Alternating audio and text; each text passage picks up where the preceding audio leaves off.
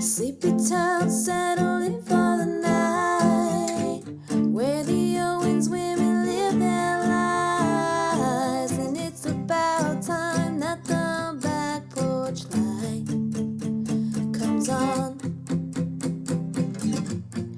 at that house down the street,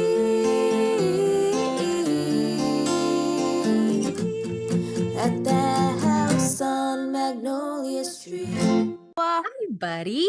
Hello, how are you? I'm good. I've got my coffee. Cheers. Big ears. Ching, ching, ching, ching, ching. Everybody take a sip. If you're Everybody drinking take a sip. cold brew right now. Look at this beautiful to-do list, how caught up we are with everything. We are on task. We are on our A game. Podcasting's not as hard as they say it is. I know, we make it look so easy, right? Virgo brains. Oh my god. Yeah, it could be very like yesterday when I was like, Kristina, it has to be perfect. And you're like, whatever, I don't fucking care. I just want to kill everybody right now.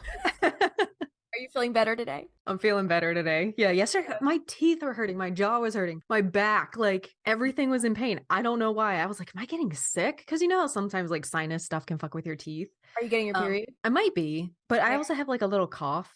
Oh, weird. So I don't know. But I was just in a fucking mood yesterday. I was like, it doesn't matter. I was just throwing stuff into our notes today, and Justina, as always, the little angel that she is organizing it, spell checking it, fact checking it, I'm sure. Yeah. I can do all that stuff. I appreciate you. I was just kind of dumping as you do.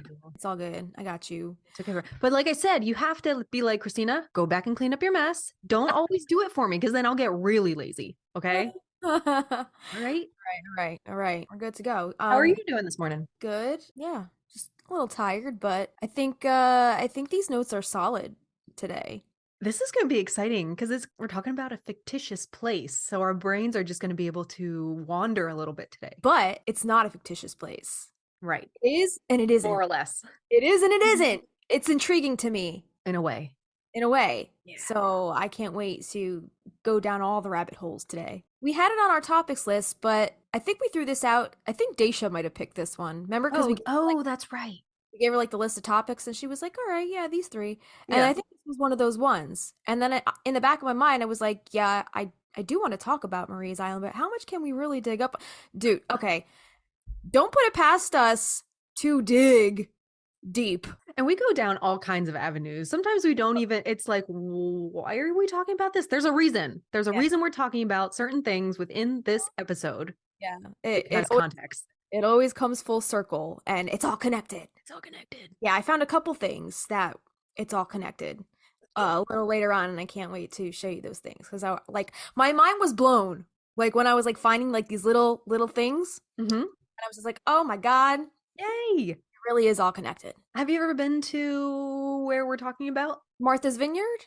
Yeah. Oh, we're talking about Martha's Vineyard today. Well, we're talking about Maria's Island, but we're also talking about the zip code we'll get to in a second. But Martha's Vineyard, I think I was there when I was like really, really little. And I think my parents always tell me the story, and it's a little embarrassing. What? Of how I was like, I don't know, maybe 1 or 2 at the time, and my brother was conceived there, apparently. Oh.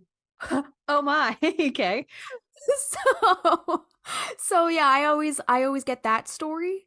Okay. So I'm just like, all right, you guys can keep that one to yourselves. I don't need to know. I don't need to know. Never there. I was never there. Yeah. Apparently, I think it was Martha's Vineyard, if I remember correctly. I'll have to ask my mom again, but I feel like Martha's Vineyard, that name rings a bell. I've always wanted to go to those islands or the Cape or something. It just looks so beautiful, you know, and I've never been past. My family is in like southwestern Massachusetts, and we never went that way. So going with you to Salem will be the farthest east I've been in this country. Before me and Avi started going to Salem in like 2012, I don't think I have been up that way, like as an adult. Salem, I think, is probably the farthest. Well, not the far. We've been to Canada. We've been to like Niagara. But again, like since me and Avi have been together, like prior to that, I never really ventured up that way. I think we had family in Connecticut, but that's the only thing I can remember is my mom just telling me that story about how my brother was conceived. All right. I'm gonna have to visit that story and just ask her again if it was Martha's Vineyard that she was talking about. But, Okay. All right. yeah, that's the only connection I have to it. Let's jump in. Are you ready? Yeah, this is gonna be a long one, guys. I don't know how we always manage to do this. Kristina's like, we only have I don't know, 10 pages of notes. Like we usually have 30, and I was like, oh, you need 30? I will give you 30. Listen, there's no minimum and there's no No. maximum. So There's we don't cap it. We don't want to edit ourselves because we want to give you guys as much information. And from what you guys have told us, you like the longer ones, so we're giving you the longer ones until we hear any complaints. We're gonna just keep doing what we're doing. Peep at those the topic map, the timestamps to jump around if you want to skip. Like you can skim through the episodes, which I love because some of the stuff, we don't get to till later on. So feel free to look at our topic map. We are going to be in Salem, October 11th through the 15th. We have a listener event Friday, October 13th in Salem. That's a Friday night. The Eventbrite link will be in our show notes. Please go there if you would like to join us. That just gives us a head count. It's through a love donation and it gives you an e-ticket. Also, we will be premiering our season 1 poster for purchase. If you guys want to purchase that and bring it along with you, we can sign it, or just to have as your own personal keepsake for this first year. I printed mine out already and I've been looking at it and on at it. It's so beautiful. And I think we're also going to give away a couple t-shirts, season 1 t-shirts at this event, and we're going to sign them like we did in high school. So it's going to be really fun. I'm so excited for Salem. Yeah, this is a Midnight Margaritas event. So just to clarify, this is not a live show. We're not doing a live performance or anything like that. We would love to. But this year, being like the 1-year anniversary, Kristina's never been to Salem. We just want to keep things kind of casual. So it's just going to be drinks. So just come hang out with us. We'll have some drinks, have some laughs. Maybe we'll play a couple games, some trivia. Who knows? We'll keep it fun, keep it casual, but it's going to be a lot of fun. Should we tell them what kind of drink we're going to be showcasing? Not yet, because I don't think did they ever respond to us with because weren't they going to test it out? Test our idea, and they were like, we'll test it, we'll let you know. I don't think we ever heard back from them yet, right? Not yet. It's way in advance too. We're only at this time of recording July, but we are given the opportunity to create a mixed margarita drink as well as name it. So that was it's really exciting. Yeah. So in true Justina, in true Stina's fashion, we're doing things like way out in advance. That just seems so to extra. be how we roll. Right. Yeah, that just seems to be our spiel. But it wasn't even our idea. They suggested it, which was really nice. They did. Yeah, that's true. They suggested that, and so that's really exciting that someone would even give us that option. Yeah. So we hope to see you there. Check out our links for the Eventbrite e-ticket. Sign up there and come join us in Salem. Right.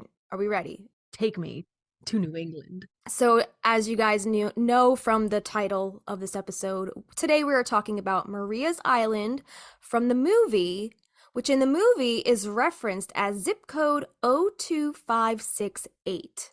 Okay?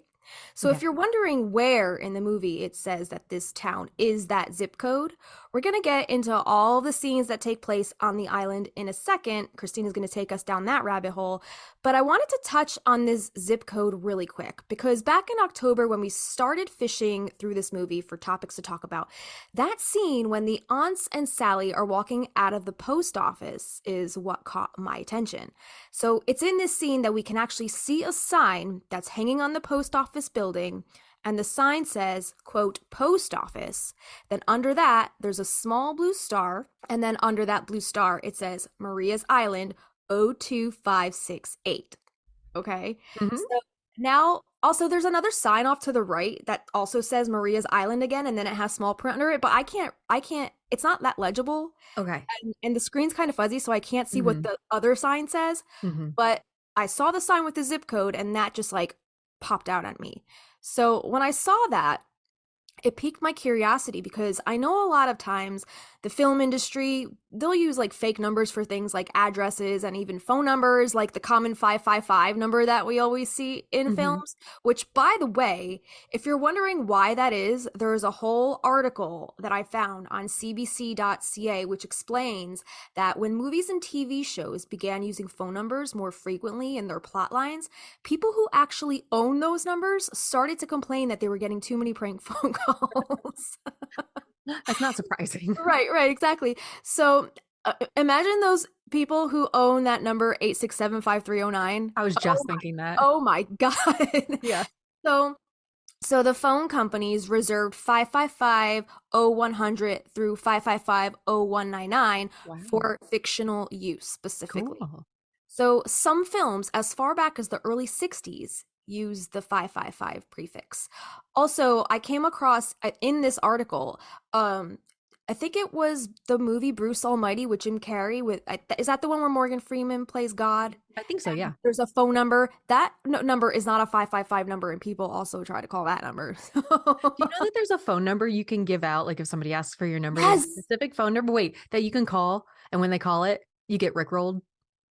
Oh no, I don't know about the Rickroll one. I know about another one that if you call it, it sends, like, I'm imagining this is for guys who try to pick up chicks at bars. Like, you just give this like a random dude this fake number, and then it sends them to this voicemail and explaining that, like, you know, how they're kind of a dog and stuff like that.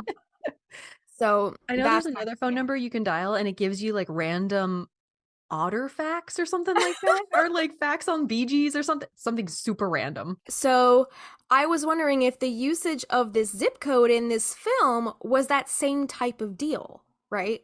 For two reasons. First of all, because we know that Maria's Island is a fictional place. So how can we give a fictional place a real zip code, right? Right. And number two, because we know that Practical Magic was not even filmed in Massachusetts. It was filmed in Coopeville, Washington State. So not only was it filmed in a different state, it was also filmed on the opposite coast entirely. So this zip code piqued my interest, so I decided to plug it into Google Maps just to see what the actual location of this zip was. Was it fabricated for the film? Is it a real place? What's the deal? So I plugged it in, and what I found was fascinating. Okay, so on Google, when you type in the zip code 02568, the result that comes up is Vineyard Haven, Massachusetts. And I never heard of Vineyard Haven because it's a very small town on an actual island off the coast of Massachusetts. And this island, the small town of Vineyard Haven resides, is actually the island of Martha's Vineyard. Yeah, now I've heard of Martha's Vineyard, never heard of Vineyard Haven. So it was so odd to me that like they pinpointed this like very small town within this island, you know? So Martha's Vineyard is part of a group of small islands that actually make up Dukes County. And all of these islands contain many other small towns, beaches, state parks. So we're going to get more into the geography and the history of Vineyard Haven and Martha's Vineyard a little later on, but I just wanted to point out that this is in fact a very real and working zip code in Massachusetts, which Maria's Island, the fictional setting of the film, has apparently adopted for Hollywood's sake. So this really made me wonder, why didn't the writers or whoever worked logistics in the script advisory department, why didn't they just fabricate a zip code, you know? Like, especially since Maria's Island is fictional to begin with, why use a working Massachusetts zip code for such a specific place? I'm just like, perhaps it was a little Easter egg and a nod to actual Massachusetts, since they did in fact film in Coopeville, Washington. Right. Who knows what the actual reasons for using a real working zip code in correspondence with a fictional island is, but it would be great to talk to someone someday who can give us the answers. You pointed out too that they also have Massachusetts license plates driving around, right? Yeah, yep, they do. Yeah. But you really have to look. That tiny, they didn't have to put a zip code on that post office. Right. They didn't have to. Why did they do that? Why? Exactly. Why? So I thought it was just so interesting and fascinating. And now knowing what we know, knowing where this zip code resides, we get to deep dive on more Massachusetts lore. As you guys know, we just did the Sudbury, the whole pilot and the Sudbury magic and lore episode. But we're going to get into all of the Vineyard Haven and Martha's Vineyard history and lore later on. But before we do, we're going to jump into the movie and how Maria's Island is depicted in the film. Now, just to reiterate, all of the Maria's Island scenes in the film were actually shot in Coopeville, Washington. And we do plan to do a Coopeville episode, so just stay tuned for that.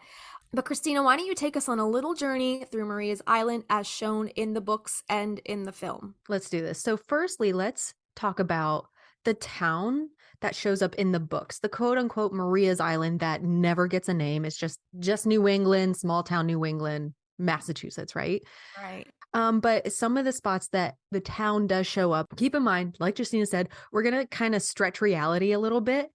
And if you want to get out your maps, Google Coopeville, because a lot of these scenes, I'm going to be taking you down streets and stuff in these scenes, and everything kind of goes along one street, but there's plenty to talk about. Right. So Samuel Diaz was the first to introduce a lot of the species of trees that line the Maria's Island streets, including the magnolias, which we just talked about on episode 38. We know that there's a hardware store from the Practical Magic books that Michael works at. We know that there's a drugstore in this town because the woman who comes knocking at the back door, Irene, works at this drugstore in the books. We know that there is a park with a pond of some kind because after Michael dies, Sally goes walking to the pond. She sees the aunts and her girls playing there. I'm not sure if this pond is Leech Lake, which is mentioned in the other books. Ponds and lakes, different in size, but there are two nasty swans that live in this lake. There's a green field where boys play soccer. That's on page 45. There's a town green where the lightning struck the two boys, Franny and Jet, knew from their past. In this town, there's a market and a gym. It's mentioned in Practical Magic on page 20. There's a few mentions of Endicott Street and is it Peabody Street? Peabody. Yeah. Okay. And then in Rules of Magic, there is mention of a main street. And then lastly, we get mention of a public library on page 40. And one of its rooms was used as Maria's jail cell in Rules of Magic on page 314. This is mentioned. I'm just making an observation. So Endicott, they mention Endicott and Peabody Street, I guess in reference to this town where they reside. So I'm thinking that Peabody Street, I'm wondering if in the book, since we know Maria's connection to Salem, right, and the witch trials and John Hathorne, I'm wondering if the books is more based in Salem, you know, of all of that history that Alice kind of connects everything with, as opposed to more Cape Cod and Martha's Vineyard as is shown in the movie. Is there an Endicott Street in Salem or around Salem? I don't remember off the top of my head. Let me see. Give it a look. Because I think in the books that they intersect. Yes, there is an Endicott Street, and also in the books she mentions Essex Street quite a bit during Maria's days, and there is an Essex Street in Salem. I'm thinking that the books are more geared or more centered around Salem, and the movie, for Hollywood's sake, and because it just looks more glamorous, is more Cape Cod and Martha's Vineyard type of island kind of feel. All right, we're going to take you through a couple scenes, and Justina, jump in whenever, because I want to know what you've noticed, what you've seen. Okay. But in this town, we get our first shot, of course, of Maria's Island around 10 minutes into the movie. And it's a shot, like Justina said, of the front of the post office where Franny, Jet, and Sally emerge with their mail and the letter from Jillian. And this location is actually in Coopeville, and it's 22 Front Street, Washington State. And I never wrote down what it was. Oh, no. God damn it. All right, that's all right. We'll do a whole Coopeville episode. Yeah. We're going to do, By the way, all these locations, just to reiterate, these are all Coopeville, Washington locations, but it's supposed to come off as if it were Massachusetts. Yeah. Do you want to look up what that is real quick? Yeah, I'll look up what it is. Coopeville Vale Wine Shop and Tasting Room. And the building is now brown. By the way, I heard that they painted all the buildings in that town white just for the film. It looks so good. Why didn't they leave it that way? I don't know. But yeah, I think they got permits to paint everything white for the film. And then I guess once the film was done, everybody painted their stuff back to what it was. So the women are walking. Okay, so picture in your mind, northeast, southwest. And this is perfect. Coopeville's perfect for this because everything is facing the right direction for us to imagine. So the women come out of the post office and they start walking east down the road. And we can see as it cuts to the scene where the leaves start to fall from the tree. It's shot from behind the women. And in the distance, there's an intersection diagonally across from where they are. They start to cross the street. And there is the cluster of the farmers market stalls. And this intersection can be found in Coupeville. It's Front Street, Northwest, and Grace Street, Northwest. The women continue down Front Street. They're walking past the farmers market. And I tried to read the sign that it says in front, but all it says is fruits and veggies, organic produce, Wednesday, Saturday, and Sunday. That's all it says. Okay. I was like, is there anything else? Yeah. So they're walking past Michael. Sally and Michael give their little glimpse. She does her cute little trip. And then they continue going down that road east of the post office. They do the digging in the garden. The aunts have put the spell on her. Faith Hill comes in. And it cuts to a pan past Michael as he's loading his produce. And we can see behind him the post office and the direction of the Owens, where the women were walking toward him before. This then cuts to Sally running toward him, and she's running from that post office direction from like Alexander Street is what it was called, but this is past that post office. So the opposite direction in which the women were walking home. So let me say that again. So I don't know if maybe they went to the farmer's market first. They exited the post office. They went toward the farmer's market down the street. Maybe they hung out at the farmer's market. They went backwards. Uh-huh. Do you think they turned around and went home? Do you think they're hitting up the farmer's market? Or do you think they went in a big ass loop? Because every time they come into town, they're coming from that Alexander Street area. Uh-huh. And that's the same direction where Sally's running from when she's chasing Gary down the street? Is that the same direction? Yes. Interesting. So, Okay. but this implies that the Owens house is going to be west of the post office and west of town. Okay. Again, it's a fictional world. We're just Right. using Coupeville as the points of interest, I guess. Yes. I really wanted to make a map, take Coupeville. I have some pictures below, but do all the routes they did. Yeah. I think that would be cool. For our Coupeville episode, we'll have to get deeper into that. Okay. Yeah, that'd be fun. So as she's running toward Michael, you can see some dogs chasing her, but it looks like they're coming out from around the corner, like to the right of the street. Mm-hmm. And does she look like she's taking that corner also? Because that corner's not a street. It's the historic 1905 wharf, which is a pier. But in the audience, but the directors are probably like, how would the audience know that? How would they know if she's not coming from a street? I know. So they're probably just like, act like you're rounding a corner. It's fine. Right. Right. You can also see in that shot the street sign for Front Street and Grace Street. Okay. The intersection, you can see this street sign when Sally and Michael are crossing the street with Antonia and Kylie on bikes. And also, when in this scene, did you notice when they're saying hi to all the people, they're walking with the girls on the bikes, Michael waves to an older man with a hat who's walking toward him, and this man is pushing a dolly full of green apples.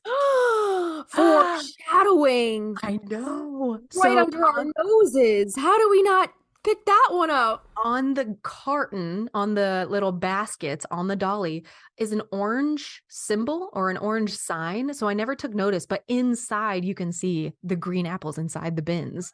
And I'm like, what the fuck? Wow. So the next time we see the town is when Sally is opening her beautiful shop and she enters the scene from across the street from the post office. Okay. And she walks past that farmer's market, and it looks as if she just comes out from between two buildings on that side of the road, because there's no intersecting street there across from the post office, which makes me go back to our question earlier.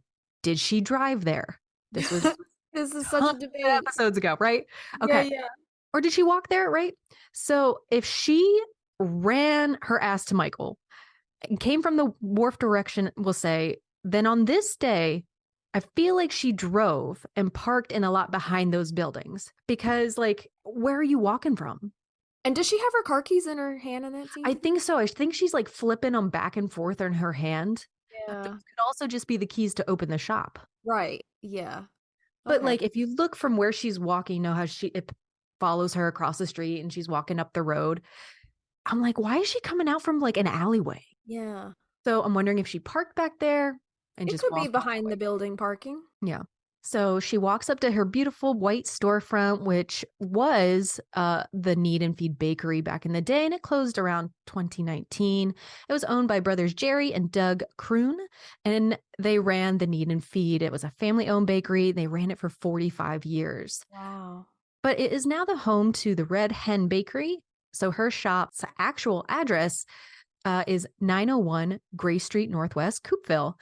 And we see her setting up her beautiful apothecary, and her kiddos, Antonia and Kylie, are being goofy in the front window, just playing around like kids do. And then we see these towns kids coming down the street from across the shop ready to fuck shit up. This street that's coming down toward her shop is North Main Street in Coopville. So after the slinging of the chickenpox hexes, the young girls walk back home in the direction of the post office. So again, we're thinking that their house is west of town. So we don't get back to the town of Maria's Island until about 1 hour into the movie, when Gary is questioning the townsfolk, and the "go arrest her" woman and her husband are waiting out in a line outside some kind of storefront. Now, we really can't see what the storefront is. I don't know if it's like pickup orders, if it's another kind of postal place, but the awning you can see behind Gary and the woman behind him in that shot has like these 5 diagonal supports that protrude for the awning.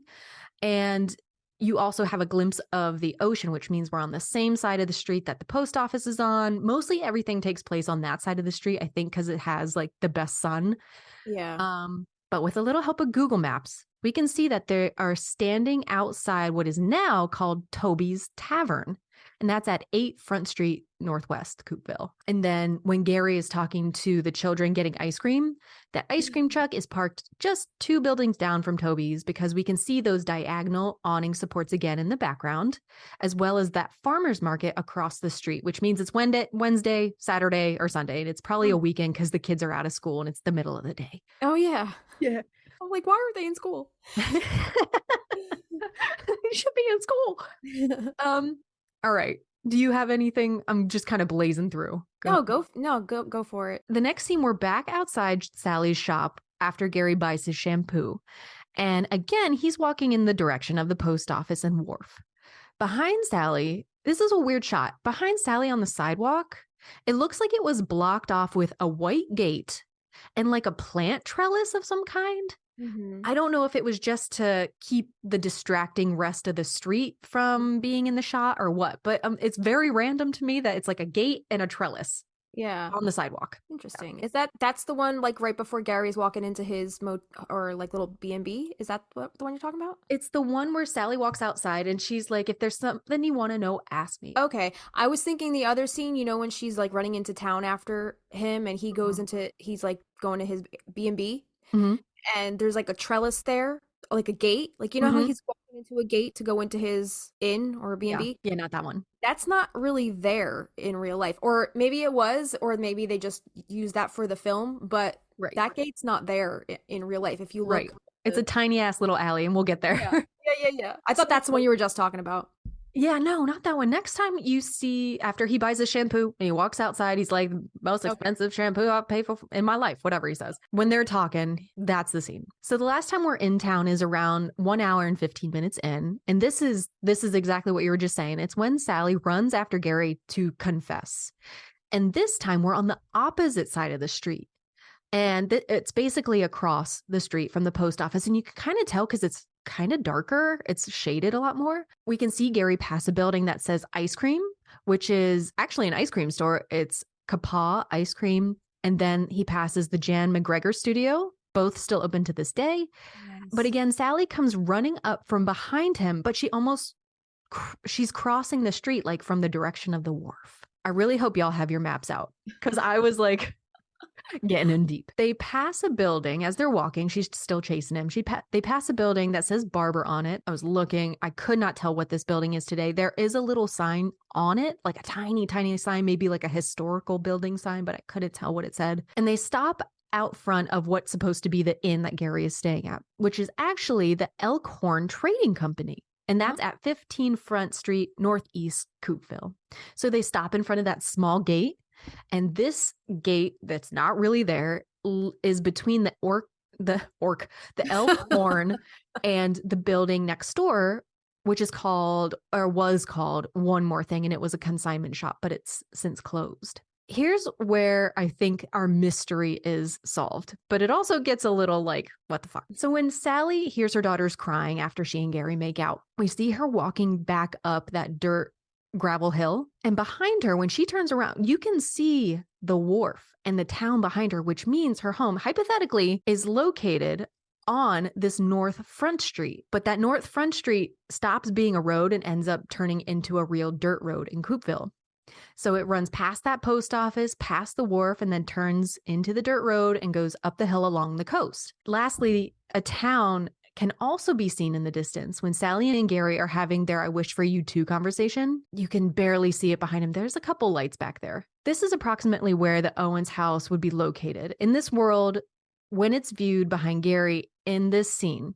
Okay. So if that town is behind Gary when they're having this conversation, that means, like, we know these are two different filming locations, but if they were going to set the Owens house on these bluffs west of the town of Maria's Island, judging from where they're standing, that what we just went over, Sally would have had to run into town, which is about 2.8 miles from her home.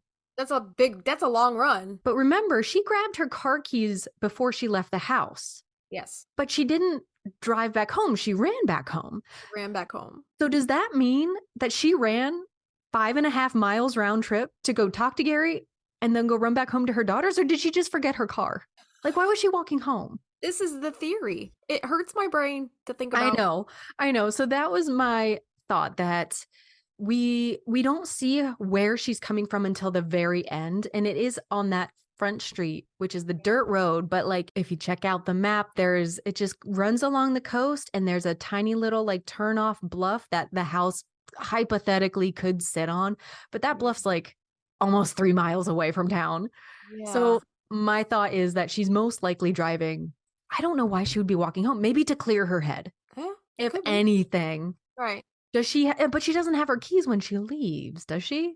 She has her keys when she leaves Jillian at the house, but right. I don't think she has her keys when she leaves Gary's bed and breakfast. Right. It's just so weird.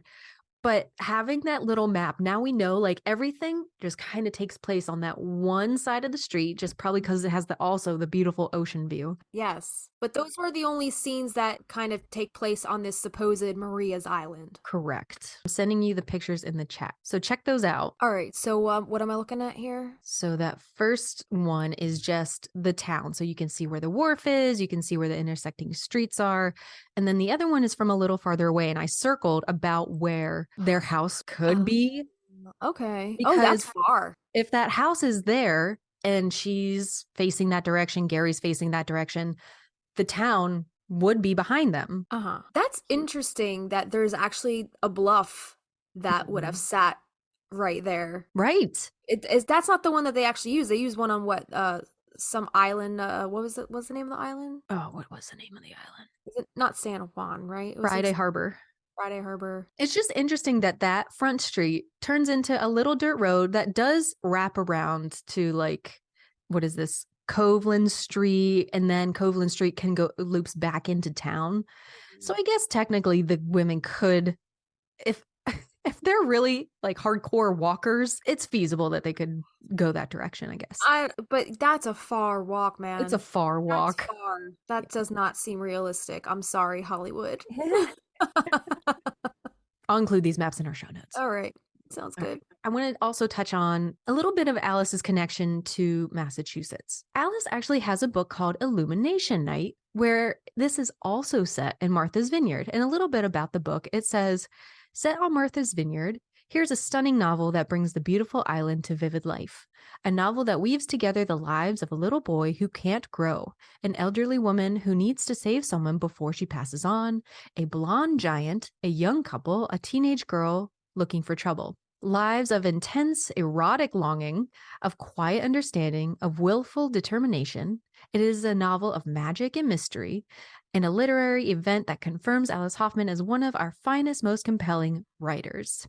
That gives me a lot of like Big Fish. Yeah. Energy. Yeah, a lot of like weird characters, just like with like these otherworldly like qualities. Right. And I think I read this book a long time ago. I can't remember, but I love the cover. It's very pretty. It's all like lanterns on these beautiful Cape Cod houses. Though not specifically Martha's Vineyard, Alice has a pretty deep connection with this area, specifically with a nearby piece of property in Wellfleet, Massachusetts, which is on that hook, that horseshoe part of Massachusetts. There is a lovely article by Melanie Lors in the Cape Cod Times titled Alice's House, where Alice shares the beautiful inspiration that this home in Wellfleet gave her when writing her novel Blackbird House. Alice herself also wrote an article back in the fall of 2008 for an issue of the O magazine, Oprah's magazine, entitled The Writer's House, Turning a Cottage into a Creative Retreat, about this Cape Cod escape.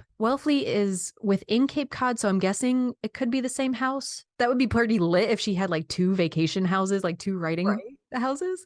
Yeah. But I'm going to link the article. It'll be in our hero sources. You can read the full article for yourself. It's beautifully written. She just talks about kind of reviving, putting a new life into this house to help fuel her creative writing. I just went to both of these articles and I'm kind of disappointed. Like neither one of them has pictures of this beautiful house that she's describing. You think like the magazine, privacy. I guess so, but it's like if it's the inside, then like they're not really showing the location of it. Like if you're doing a piece for an article like in a magazine, if I was that magazine, I'd be like, can you send some pictures of these rooms you're talking about? Yeah.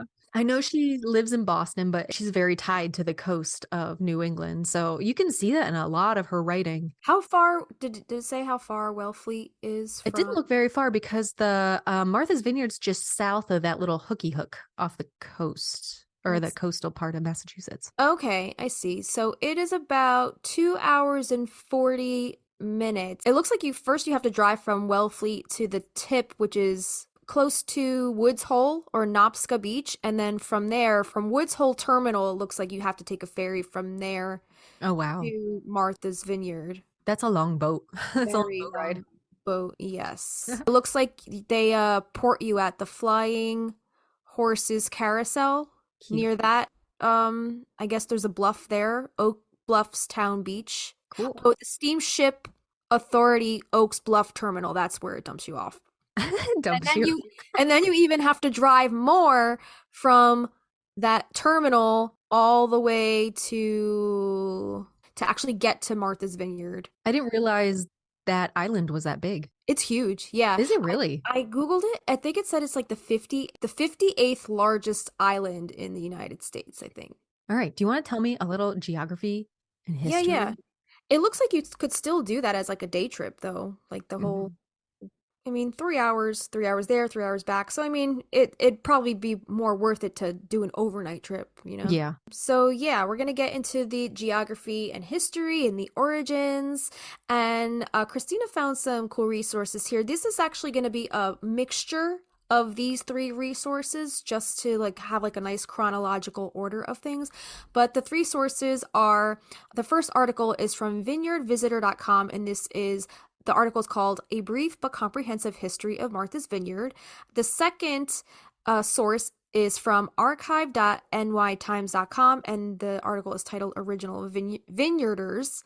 And then the last article we will be referencing here is archive.nytimes.com, The Making of Martha's Vineyard. So we're going to start off with some geological history. So the islands of Martha's, they're multiple islands off the coast of Massachusetts. Oh, wow. So the island of Martha's Vineyard and Nantucket, as well as the entire Cape Cod Peninsula, were formed by the slow movements of massive sheets of ice during the last Great Ice Age. Starting about 2.5 million years ago, great blocks of ice, some as much as 2 miles thick, descended from the frigid northern climes onto continental Europe and North America. As the ice slowly but inexorably gouged and plowed its way south, it pushed before its mounds of earth and rock. Here, in a more temperate climate, and over thousands of millennia, the glacial advance slowed and some 20,000 years ago began to recede. During this period, Martha's Vineyard, as well as Nantucket and the Elizabeth Islands, was connected to the mainland, and humans trekked to the area to establish settlements. As the ice melted, sea levels rose. Some believe today's level is 400 feet higher than it was during glacial times. and the island's connection to the mainland disappeared underwater. Receding glaciers also gouged large holes in the earth, which in turn fused with underground springs to become the streams, bogs, and freshwater ponds found throughout the Cape and islands. Wow. Yeah, that's so fascinating. Science. Hashtag science. Rock debris and glacial till, which is sand and clay, pushed south by the great sheets of ice, were left behind after the glacier retreated, forming much of the terrain of Martha's Vineyard as we now know it. Throughout the island, but more pronounced along its western side, are moraines, which are small hills formed from glacial deposits, and great stones. Wascosim's Rock is a good example, seemingly dropped out of the sky. Also left behind were outwash plains, the flat or gently sloping surfaces most common along the island's southern and eastern coastal areas. Are you Googling what Wascosim's Rock is? Yeah. Oh, it What is looks that? like just like a straight up square, like like an ice cube. It has a Okay. big crack through the center, but it doesn't look like it belongs there. Where is that found? This looks like it is in Chilmark. Okay, yeah, we talk a little bit about Chilmark a little later on. So theories regarding the earliest arrival of Europeans on the island are also inconclusive. Some believe that the Vikings, who had established bases in today's Greenland and Newfoundland, attempted to settle the New England area some 500 years before Columbus stumbled upon the Americas, but were repelled by substantive resistance by indigenous people. There is no evidence that Vikings ever arrived on Martha's Vineyard. However, in 1524, the Italian explorer Giovanni de Verrazzano he did the famous Verrazzano Narrows Bridge in New York. That's named after him. Under a charter from the King of France, did map much of the east coast of today's United States. He is credited with naming the island Louisa, although he never set foot on its shores. There's a lot of history packed into this little island, going all the way back to before it was even an island. Martha's Vineyard and its sister island, Nantucket, which is really mostly a sandbar, were formed from glacial moraine. For example, the rubble left behind by a melting glacier, or so geologists say. The Wampanoag Indians, who were here much earlier, say that it was formed by the creator god Moshup, walking across what became Vineyard Sound. Water filled the depression of his moccasins, rendering an island called Noepi, which is translatable to the island amidst the streams. The tribe had settled throughout the island but were based in the southwestern peninsula at Akina, from a word meaning land under the hill, thought to be a reference to the massive Akina Cliffs, and we're going to also talk about those a little later on too. The Wampanoags were, and remain to an extent, a communal group with an economy based on the distribution of land and goods. Their subgroups were ruled by sachems or chiefs, organized into a confederacy of the larger Wampanoag tribes under a supreme sachem. They based many of their teachings and legends on their leader Moshup, a giant semi-deity possessed of great strength and power who resided in the Akina Cliffs and taught his people how to fish and hunt. He was said to wade into the ocean to catch whales, dashing them against the cliffs, which explains the reddish color of their clay today. Oh my God. Yeah. He ate entire whales and tossed the ocean behemoths ashore for his people, and today the tribal symbol of the Akina Wampanoags show Moshup on the cliffs hoisting up a great whale. And we talked a little bit about the Wampanoags in our Sudbury episode. If you go back and listen to the whole Sudbury thing that we did, we talked all about what was it, the Sudbury fight and Yes. the In the Phillips War. Yeah, and that was very fascinating to learn all about that. And there was even a little bit of a Wampanoag history with the fiddling and this weird fiddling law of Sudbury. Go listen to our Sudbury episode. It's fascinating. It's wild. Isn't it wild? We bounce all over the place. That was a wild ride. Yeah. So a little bit about the European colonization. This is summarized from one of the 3 sites we gave you before. So things were relatively quiet for a couple thousands of years, and then, during the most monumentous field trip since the Roman Empire, Europeans colonized America. In 1602, a fellow named Bartholomew Galsnold, possibly a friend of William Shakespeare, landed on this island. Legends say that he found wild grapes growing here, and back in England, he had a baby daughter and or a mother named Martha, potentially connected to William Shakespeare. Hence the name. So he claimed the island for England and then went home. Like, what the fuck? He fucked off. Wait, that just seems so counterproductive. Yeah, let me name this for myself and then I'll see you later. I'm gonna jet, guys. Yeah. So Thomas Jr. founded the first European settlement in 1642 at Edgartown, finding the resident Wampanoags as good neighbors. Tensions escalated during the King Philip War in 1675 to 1676. Named after the mainland Sechum named Metacomet, which we also talked about in the other episode, or King Philip, as dubbed by the English. He rallied Wampanoags and other Native American forces to resist European encroachment on their traditional lands. The war was disastrous for mainland Wampanoags, resulting in significant casualties and the death of Metacomet himself, whose skull was displayed in Plymouth for 25 years. By the end of the war, only 400 mainland Wampanoags survived. Despite the island Wampanoags' neutrality during King Philip's War, it had lasting impacts on the relations between Native Americans and their English neighbors. Over the following centuries, English settlers intensified their Christian proselytizing efforts, converting many Wampanoags into, quote, praying Indians. Evidence of this history can still be seen in Christiantown, a township established in 1660 by the sachem named Josias for his group of converted Native Americans. The township includes an ancient cemetery and the Mayhew Chapel, named after Governor and missionary Thomas Mayhew. Before the mid-17th century, white settlers had firmly established their presence on the island, led chiefly by Thomas Mayhew, originally from Tisbury, England. He was appointed, quote, governor for life of Tisbury Manor, end quote. So he was named this, and around 1642 named the vineyard and some surrounding islands, quote, the country of Dukes County, to gain favor with the Duke of York, despite the apparent redundancy in the name. Wait, hold up. So he gave himself, they appointed, this article insinuates that he was appointed the governor for life, but that sounds like a name that, like, he probably might have. He gave himself. It's like, when you're a kid and like, I'm king of the hill. Yeah, you're like infinity king forever. Like that's the vibe I'm getting from this guy. I don't know. Oh man. Under Thomas Mayhew's leadership, along with the efforts of his son, a minister, the settlers and the Wampanoags maintained peaceful and courteous relations.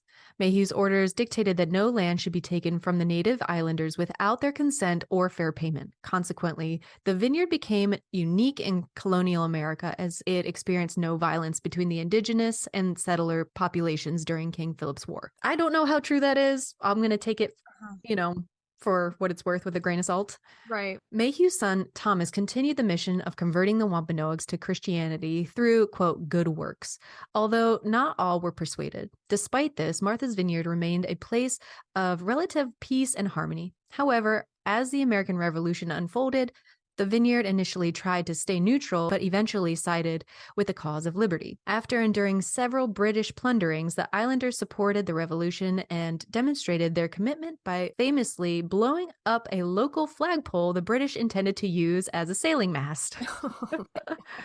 Dude, are you fucking proud of me for getting Wampanoags down? Yeah. Okay, I was practicing. You're doing well. You're doing good. In the face of the inexorable westward expansion of the white settlers, the Wampanoag people were pushed further toward Akina, an area on the island. The majority of the European descent islanders engaged in farming and fishing, but the whaling industry became increasingly prominent, leading to significant wealth and development in Great Harbor, later named Edgartown. The stately white Federalist-style whaling captain's house, constructed from the early 1800s, serves as a reminder of this prosperous era.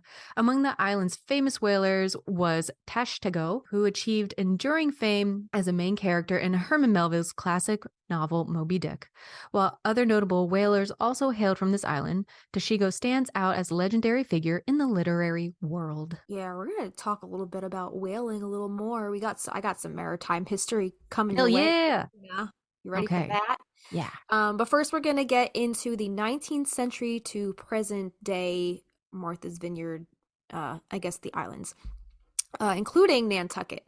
So between Martha's Vineyard and Nantucket, the Wampanoag tribe numbered around 700 until a mysterious epidemic nearly wiped out the Nantucket tribe, with the last survivor passing away in 1855. Some Wampanoags from the mainland and Cape Cod relocated to Martha's Vineyard, increasing the population slightly. But by the mid-19th century, there were only about 40 full-blooded Native American tribal members on the island. In 1928, under the federal control of the Bureau of Indian Affairs, the Wampanoags of Martha's Vineyard and the mainland formed the loosely organized Wampanoag Nation, granting limited self-government within tribal lands and paving the way for eventual full tribal recognition. In 1987, after years of petitioning the U.S. Congress, the Martha's Vineyard Akina Group received federal and state recognition as a Native American tribe, becoming the only Wampanoag group in Massachusetts to achieve this status. As part of the recognition, the tribe regained nearly 500 acres of tribal lands in the area previously known as Gayhead, renamed back to its original Wampanoag name, Akina, in 1998.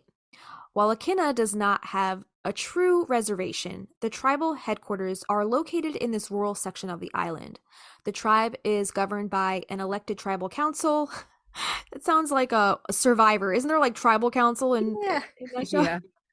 Which traditional positions held by a chief and a medicine man who retain their status for life. Damn. Wow. So despite the passage of time and its historical challenges, there has been a renewed interest in preserving Wampanoag traditions and culture. And give that guy his fiddle back, please. The one guy. One dude. You're like, fuck you. Give him back his fiddle. The tribe hosts various festivals such as the revived Legends of Moshe pageant, reenacting ancient tales with traditional dress and performances.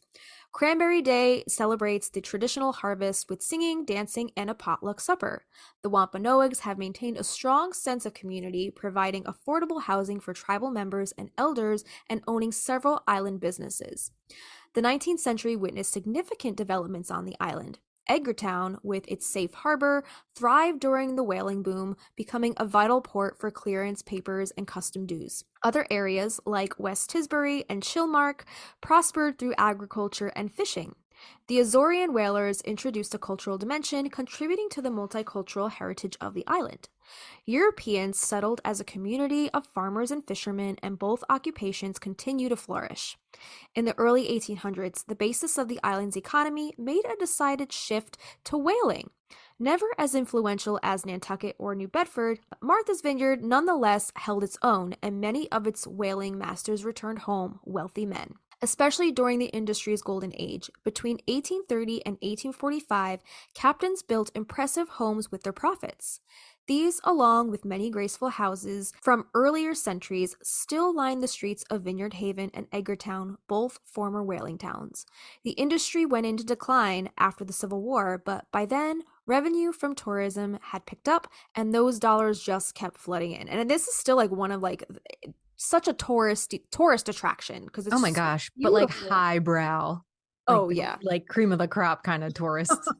yeah. How beautiful though, like that those houses are still there, right? You know, just these grand estates. So pretty. Much history. Like how much upkeep from being like in the elements, like you are just boom in the ocean basically, and for being a coastal town, being exposed to all that salt water in the air. Oh man, you have to have money to upkeep a place like that. Right, exactly. In that vein, it's a resort. So let's talk about the making of this resort. The story of the vineyard's development as a resort began in 1835 when the first Methodist camp meeting, a 2-week gathering of far-flung parishes for group worship and a healthy dose of fun, was held in the Oak Bluffs area, barely populated at the time. From the original meeting's 9 tents, the number grew to 250 by 1857. Little by little, returning campers built permanent platforms arranged around this central preacher's tent. Then the odd cottage popped up in place of the tent, and by 1880, Wesleyan Grove, named for Methodism's founder, John Wesley, was a community of about 500 tiny cottages built in a hybrid of European Gothic Revival styles. Lacy filigree in sets of jigsaw-cut detail work, that felt good in my mouth, known as gingerbread, began to appear on cottage facades, and the ornamented look came to be known as the Carpenter Gothic.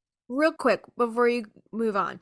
So this style, okay, this European Gothic Revival style, known as gingerbread, we talk about this a little later on when we talk about some of the, fascinating places to visit if you ever go to Martha's Vineyard. Oak Bluffs houses this group of little gingerbread cottages. They're very colorful, they're very whimsical, they're very, if you ever go to like Disney World and you're ever in like Epcot, what was it, Norway, or Oh it's yeah. looks very storybook, Like very Denmark or something. so cute. Yeah, totally. And I'll show you some pictures of them a little later on, but I just, Yay! yeah, they're adorable. Lace Anyway, filigree inset jigsaw cut detail work. that feels so Oh. good in my mouth.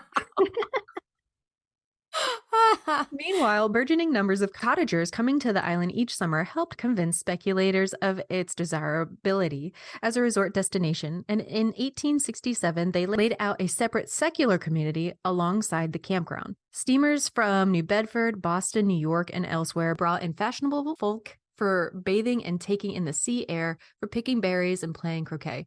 Grand hotels sprang up around Oak Bluffs Harbor. A railroad followed, connecting the town with the beach at Katama. The Victorian seaside resort was called Cottage City before its name changed to Oak Bluffs.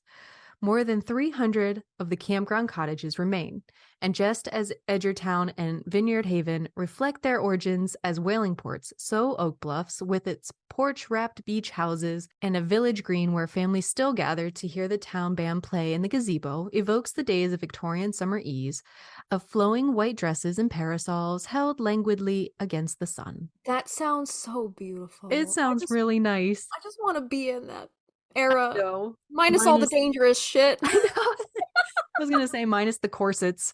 Yeah. Minus the camphor in the air. Oh my god. Dude, I wanted to tell you that real quick sidebar. Aaron's camphor the other night was at about an 8. And I was like, I'm gonna just back this down. I'm just not gonna talk about it. I can't remember what it was, but I wanted to text you so bad. It wasn't to an 11, but still, I was like, are you gaslighting me right now? Your camper's about an 8. You need to turn down that light. I need you to turn down the gas. Turn down the gas.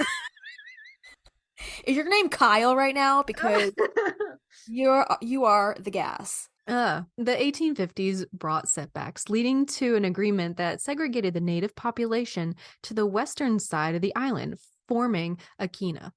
Despite the segregation, the Wampanoags were fully integrated into the hearing community thanks to sign language, fostering inclusivity. You have more on this, right? I do. There's like a whole population in Martha's Vineyard that came up with their own like version of sign language. That's crazy. Fascinating. All right, later. Okay. Yeah, we'll get to that. More on that then. Mm-hmm. The Methodist revival in the 1830s brought summer visitors to Cottage City, now Oak Bluffs, with the colorful cottages and a reputation for easy access to liquor. The area was called Nabnocket. That sounds right. Nabnocket. Nabnocket by the Wampanoag people, and was first referred to by the colonial settlers as Holmes Hole. Homes for a Wampanoag term for old man, and hole meaning a sheltered inlet. By the 19th century, it was more commonly spelled Holmes Hole, after the descendant of John Holmes, 1730 to 1812, who had settled in the village during the second half of the 18th century. The village officially changed its name to Vineyard Haven in 1871. The name Vineyard Haven technically refers only to one section of the town of Tisbury. The names are used interchangeably, and Vineyard Haven is commonly used as a title for the whole town. Vineyard Haven is the main point of entry to Martha's Vineyard and one of the 3 main population centers, with Edgertown and Oak Bluffs. The Steamship Authority Wharf is located in Vineyard Haven, where ferries arrive and depart year-round. A second season wharf is located in neighboring Oak Bluffs. The year-round population is only around 2,000 people, but that number increases tremendously in the summer, as you can imagine. Yeah. Lots of tourists. Yeah, so that Steamship Authority, that's where it would have dumped Alice off if she was traveling from Willfleet. Got it. So this haven is part of Dukes County? Yes. Okay, tell me about Dukes County. Dukes County. All right, so on Google, when you plug in the postal code 02568, which is what this Maria's Island was deemed as, right? So this postal code is the zip code of Dukes County, which actually consists of multiple small islands off the Massachusetts mainland. So Dukes County consists of the island of Martha's Vineyard, including Chappaquiddick Island, the Elizabeth Islands, including Cuttyhunk, the island of No Man's Land, and other associated islets. The county seat, where all the administration takes place, is Edgartown, which is located on the island of Martha's Vineyard. So Dukes County was thus established as Dukes County, New York on November 1st, 1683, and included all of Mayhew's lands, Martha's Vineyard, Nantucket, and the Elizabeth Islands. The county was transferred to Massachusetts on October 7th, 1691, just 1 year before the Salem witch trials. Wow. Yeah. And at the same time, Nantucket Island was split into the separate Nantucket County, Massachusetts. The 1695 incorporation statute created a county, quote, by the name of Dukes County, end quote, as opposed to the standard form, the County of Dukes, which is the reason for the redundancy in the formal name County of Dukes County. You know, men did that. Yeah. That's Yeah, all yeah. men. So Fucking shit up. yeah, really. As of the 2020 census, the population was 20,600, making it the second least populous county in Massachusetts. Because nobody can afford to live there. It's so expensive. So, yeah, even visiting Massachusetts anymore, especially in October, it's just like you have to take out a fucking like a loan. A second mortgage. Yeah, exactly. Just to friggin' visit there for 4 days. I'm saving, baby. I promise. Yeah. I'm saving up. All right. So an early seal of the Dukes County government, circa 1722. This seal right here, you see that little picture? That's of the cool. seal? Yeah, I see Yeah. that. So that's the early seal of the Dukes County government. And this represents a crude portrayal of grapevines. What? I don't know what it means by crude. Doesn't that like what's crude? Like vulgar? like childish, crude, like they didn't know what the fuck they were trying to draw. And that's exactly what it looks like. It doesn't look like they knew what the fuck they were trying to It draw. looks what like is you that? said, "Hey, draw grapevines to a 4-year-old," and that's what they did. That is exactly what happened. Yeah. So some of the cities that make up the 02568 zip code are Tisbury, Oak Bluffs, West Tisbury, Edgartown, Gosnold, Maconickie, and Martha's Vineyard. So a little bit more about the islands of Massachusetts. There is an entire list on Wikipedia of all the islands that are part of Massachusetts state. There are about 273 islands Whoa. on this list. Wow. And I knew Massachusetts was a coastal state, but I had no idea there were so many like islands and islets that were part of it, most of which are actually uninhabited. So like sandbars, I guess just like really rocky terrain. This says the islands of Massachusetts range from barren, almost completely submerged rocks in Massachusetts Bay, for example, Abbott Rock, first on the list, to the large, famous, and heavily visited Martha's Vineyard and Nantucket. But even it said before Nantucket was more of a sandbar, right? So I've never been. But there are homes on there. There are streets, but I guess it's just been fortified over the centuries and turned into a, livable space. Yeah, people live on there now, but I guess it's more, I guess the terrain is a little rockier than I have no idea. I guess Martha's Vineyard. I don't know. I've never been to either one as, not a potato. Not a potato. Like as a child, like as far as I know, I was there. I was at Martha's Vineyard when I was like 2, but I don't remember that. I would love to go as an adult and just, experience all that. It sounds lovely. From one side of Nantucket to the other is about a half-hour drive. Okay. So pretty small. 13.3 miles. Much smaller than Martha's Vineyard. Yeah. Yeah. So the recent history of Massachusetts islands includes creation by flooding, connection to the mainland, and subsumption into new land.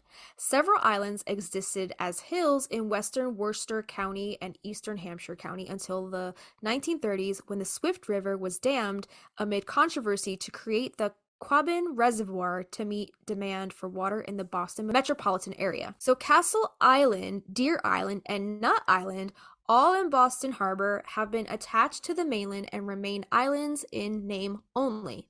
Castle and Nut Islands now form the ends of peninsulas due to land reclamation, while Deer Island was attached to Winthrop Peninsula by the New England hurricane of 1938.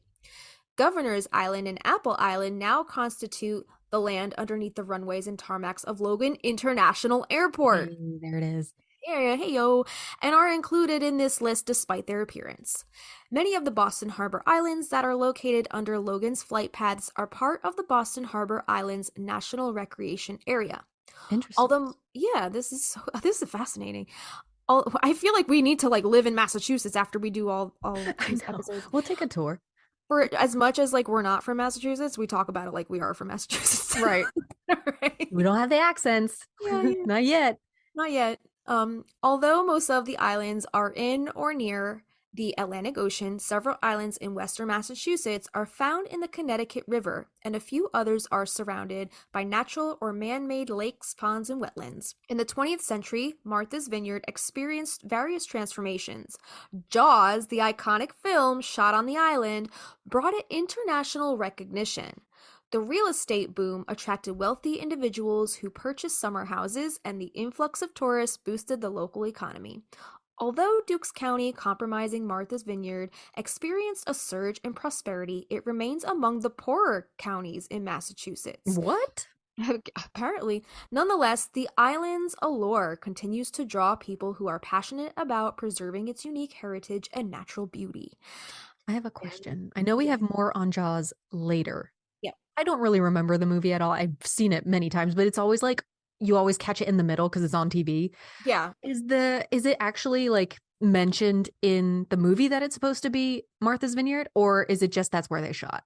I think we get to that a little later on when we Okay. talk about pop culture. Okay. I do know that Jaws, I don't know if the actual movie was like supposed to be based in Martha's Vineyard, but I do know that the inspiration from the movie actually came from a series of shark attacks in freshwater in I think Manasquan, New Jersey. What the fuck? Yeah, Freshwater it's sharks? Yeah, it's nuts. Oh no. And there were multiple attacks in the same like inlet of freshwater. Dang. I think it was Manasquan. Damn. The Grim Life Collected, who we talked about tons of times Mhm. on this podcast. I'm one of their probably biggest fans. I watch all their fucking videos, but they actually did a video, I believe, on these shark attacks That's in amazing. freshwater in New Jersey. Weird. There were a few people on YouTube who have covered these shark attacks, but I think that was the basis for the movie Jaws, or for the story, but I don't know if the actual story they made take place in Martha's Vineyard or if they just filmed there. So we'll talk I'm so confused. I Yeah. was confused at freshwater shark. Like, Yeah, What the fuck? exactly. That's why like people would like kids would be like fishing or playing in this freshwater, not thinking fucking sharks are gonna be but I guess a shark or a couple sharks found their way in through this like saltwater yeah, inlet that and makes got sense. into the freshwater. And I guess they found food there, so ultimately they're Oh my like, all right, well, gracious. if people are hanging out here, I guess I'll hang out here and just Oh my fucking eat God. everybody. Yeah, so crazy shit. Back to, I guess we're gonna talk about, we were talking about the airport, Logan Airport before, but now we're gonna talk about Martha's Vineyard Airport. Air services provided. Okay, so this is how to get to Martha's Vineyard. It says air services provided from Martha's Vineyard Airport if you want to get in and out of there via, I guess, airplane. Oh, So the most reliable source of public transportation from Vineyard Haven to the rest of the island is the Martha's Vineyard Regional Transit Authority, otherwise known as the VTA. Almost all the buses stop at the Vineyard Haven Steamship Authority bus terminal, and it is the most used in the summertime and year-round. The VTA is the only island-wide public transportation system on Martha's Vineyard, which makes it the best choice for traveling around the vineyard for tourists who do not have cars and who do not want to pay for a taxi. wow. I guess that can get very expensive if you're trying to cab it around the island. It looks like that Steamship Authority is like very north Tisbury, is between Tisbury and Oak Bluffs in that little Bluffs. inlet there. Yeah, Must be the most like protected area to get into, in and out of. I'm sure. Yeah, I don't know what kind of like restrictions they have in place as far as like getting on and off the island. All right, let's talk about the real Maria's Island. I wanted to do a little I was like, is there an island anywhere in the Northeast or even over near Coopville that says Maria's Island? No. But we did find one off of the coast of Mexico. Mm-hmm. And you gave me all the Spanish. So We're going to give this a shot. I'm sorry. So a little on the actual Marias Island, La Tres Marias. There you So go. this island chain is made up of 4 islands, and it was mostly uninhabited except for the Maria Madre Islands, which until 2019 held a prison. Like an Alcatraz type deal? Yeah, cool. I love like a spooky ass prison. Yeah. So where are these islands located?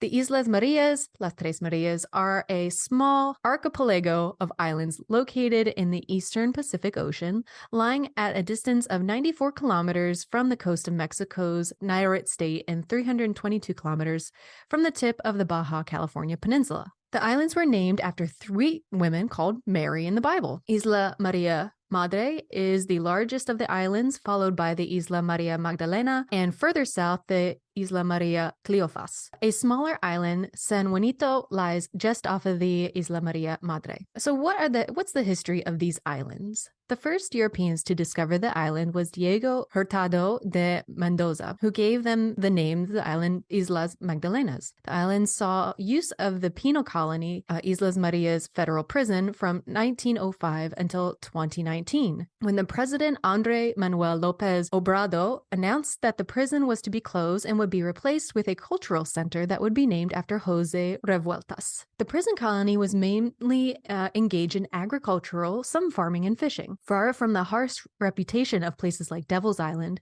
in more recent times, the Islas Maria had harbored mostly low-risk prisoners from whom the prison, quote, the prison without walls, was viewed as a step toward reintegration into society. Some prisoners were even allowed to live with their families. So in 2010, the Islas Marias was designated as a UNESCO Biosphere Reserve, UNESCO, a specifically protected biosphere region. The Tres Marias Islands are home to a diverse array of flora and fauna, including the Tres Marias raccoon, the endemic Tres Marias cottontail rabbit. So the landscape is composed of grasslands, scrub, deciduous, and subdeciduous tropical forests. Since the prison's closure, researchers have found 21 species of sharks, 10 different rays, 3 species of sea turtles, and healthy coral reefs. Whale sharks visit the waters off the Marias, and other species such as sardines, tunas, and red snappers are thriving.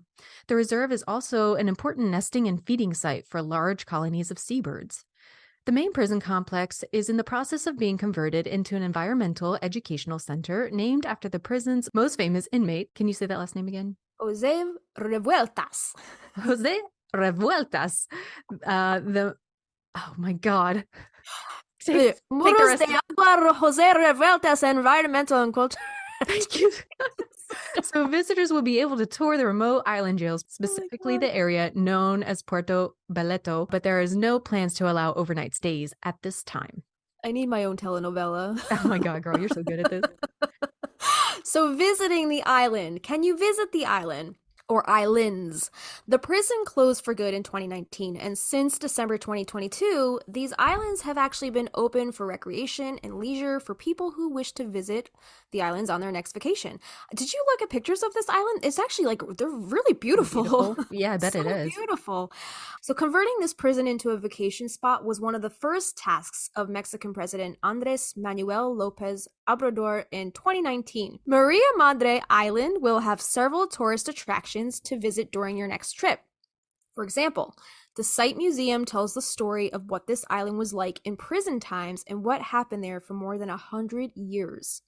You can visit the Plaza Juarez, the town center, the Guadalupe Temple, and the Muros de Agua. What is Muros? Muros de Agua Jose Revueltas Auditorium, where you will see murals. Oh, I guess murals. Murals representative of the islands made by the prisoners. Hiking and urban or mountain biking will also be available, where you can observe impressive landscapes from the steep hills and monuments such as the Cristo Rey and the lighthouse, or along paths and trails that run through the island. The Camaronera, Calera, and Salinera, former forced labor centers for convicts, will be open to the public. On the natural side, visitors can enjoy a photographic safari to see the diversity of flora and fauna, especially several bird species. And from the Punta Halsonas viewpoint, incredible views are promised. So, Kristina, tell us how we can visit Las Islas Marias. All right. So far, the only way to get to the Marias Islands is arriving at the Puerto Baleto, is sailing from the port of Mazatlan or San Blas. San Blast. Lost. San Blast. Via ferry, an approximately 5-hour journey. Flying to the islands will be possible by the end of this year, 2023. Very The soon. cost of the trip is around 5,500 pesos, and that's about $270 per person for 2 nights. Not bad. So yeah, that's It's not cheaper bad. than Salem. Oh my God, I know. For reservations and ticketing purchases, we are going to link the Marias Islands website. So check our show notes for that. And it includes tourist class seating, buffet meals, single beds, round trip transportation, access to the natural protected areas, guided tours, and travel insurance. Whoa. Yeah, that's a lot for $270. Dude. That's crazy. I know. That's crazy. Prices may increase depending on the ferry class and accommodations. The most expensive is around 8,000 pesos, and that's around $400, including transportation in a private cabin, food, drinks, lodging in a 2-bedroom house, round-trip transportation, access to the natural protected areas, guided tours, and travel insurance. The tours operate on Fridays, Saturdays, and Sundays, and all activities are centered on the Maria Madre Islands, since the other 3 islands and inlets don't have tourist developments yet. So it's important to mention that there are no ATMs or card payments on the islands, so bring that cash. Bring that cash. Bring the cash. Beautiful. Yeah. Absolutely beautiful. I'm interested to know how they relocated the prisoners that were still there. Right. Or where they went. Yeah, it said that they were able to live with their families, and it seemed like it said the prison without walls. Yeah, it's just an island. It seemed like more of a prison, maybe a halfway house. Like, you know how like when somebody just gets out of jail and they're trying to reintegrate into society, and it's like kind of like a holding place until they're able to make that transition. That's what it kind of seems like. It doesn't seem like an actual jail. And if you're surrounded by like shark infested waters, like you ain't trying to escape. Yeah, I don't think anybody's jumping. Yeah, if you are, you got a death wish. So right. So that's if you wanted to go to the Marias Islands for a vacation, little tourism. But what about if you want to go to Vineyard Haven for a little tourism? What are we doing? So speaking of the tourism, we're gonna go back to Vineyard Haven, Martha's Vineyard, Massachusetts, aka Maria's Island. Yeah. So here are some of the notable attractions of the island, and these are from various sources. I kind of just scoured different travel sites for the ones that intrigued me the most. Okay. All of the websites and blogs mentioned will be added to our hero source page, so be sure to check those out if any of these sound interesting to you.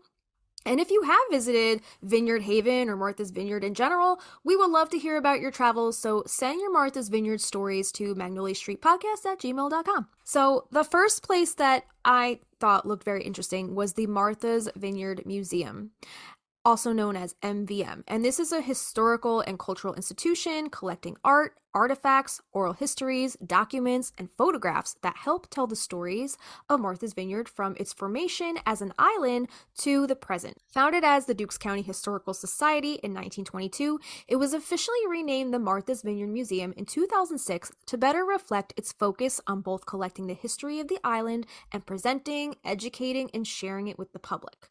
In 2011, MVM purchased the 1895 Marine Hospital site in Vineyard Haven and set out to transform it into a new museum. MVM made the decision to maintain ownership of part of its original Edgartown campus in order to continue to steward the historic Cook House and create a public garden for the community. In March 2019, the Vineyard Haven site opened to the public with great fanfare and a blockbuster exhibit celebrating the island's profound influence on the work of Thomas Hart Benton. And the suggested runtime or visit time for this is about 1 to 2 hours. And that was from tripadvisor.com. Beautiful building. Yeah. Next up is the Akina Cliffs, which we talked about briefly earlier. So Martha's Vineyard's westernmost tip features multicolored clay cliffs and the 2-century-old Gay Head Lighthouse. So if you are trying to reach the cliffs, park at the overlook and take in the commanding views of the clay bluffs and the surroundings. Then visit the historic lighthouse nearby. Browse the gift shops to bring a few souvenirs home, swing by in the morning. It's easier to find parking if you go in the morning. So just to note, fog sometimes does roll in later on in the day, so this can obstruct your view. So the best time is to go in the early morning if you can. You can hike through the green shrubs to Moshup Beach, where clothing is optional. Oh, shit. So, yeah. So just make sure you keep your shoes on, as the shore is quite rocky. And in reference to, quote, the nudity being entirely optional, according to an article in Atlas Obscura, although the law here and most places requires you to wear clothing, those who choose to go nude have by and large remained unbothered on this strip of sand for decades. So signs do forbid you from taking any clay away with you or applying it to your body, because the clay is the property of the local Akina Wampanoag tribe, and the tribe believes that the clay is red because their legendary founder Moshup used to feed them by bashing whales against the cliff, and the whale's blood dyed the clay red, which is what we learned earlier. Yeah. Yeah, so don't take the clay, don't put it on your body, don't fuck with the clay. But if you want to get naked, you can go skyclad if you want to go skyclad at the Akina Cliffs. Apparently nobody will bother you. Go have the nakies at the Akina Cliffs if you want to. Next up, we have an array of Martha's Vineyard lighthouses. So the island of Martha's Vineyard features 5 stunning lighthouses. So first, we have the East Chop Lighthouse, the Egerton Lighthouse, and the Gayhead Lighthouse. All 3 of those, according to TripAdvisor, are not only historic reminders of a bygone era, but they are also working beacons of light. They still send light out into the night, so those are still working lighthouses. Yeah, and then we have the West Chop Lighthouse, which is a little off the beaten path on a residential street, but it still has a breathtaking view of the ocean, and it's considered a hidden jewel, according to one of its visitors named Carol S., who left a beautiful review on TripAdvisor. And lastly, there is the Akina Lighthouse. According to a visitor on TripAdvisor, the lighthouse is located at the top of the Akina Cliffs, and it is open to the public for a small entrance fee. You can climb to the very top where the revolving light is located, but there is limited time parking at this location, and this visitor says, I mean timed. Overstay by just a minute and you'll receive your souvenir parking summons from the town of Akina. So if you're going to go to tour the lighthouse, visit the shops and have lunch, and then park in the lot at the bottom of the hill. Next up, we have Circuit Avenue. So this is an offbeat and quirky shopping enclave in Oak Bluffs. This is the main strip in Oak Bluffs. It is lined with small local retail shops, ice cream shops, restaurants, a grocery store, a liquor store, kitschy souvenir shops. It's only a few blocks long, but it does have some street parking. This location has seemingly mixed reviews on TripAdvisor. What? Some consider this street a tourist trap. One person considered it an armpit. Oh no. Another person said that they didn't have any bathrooms in any of the restaurants available to their patrons. However, others insist that if you go off peak season, you will have a more relaxed and pleasant experience. So just make sure you're not going when all the tourists are there. Yeah. I don't remember what it said that the peak season was, but do your research.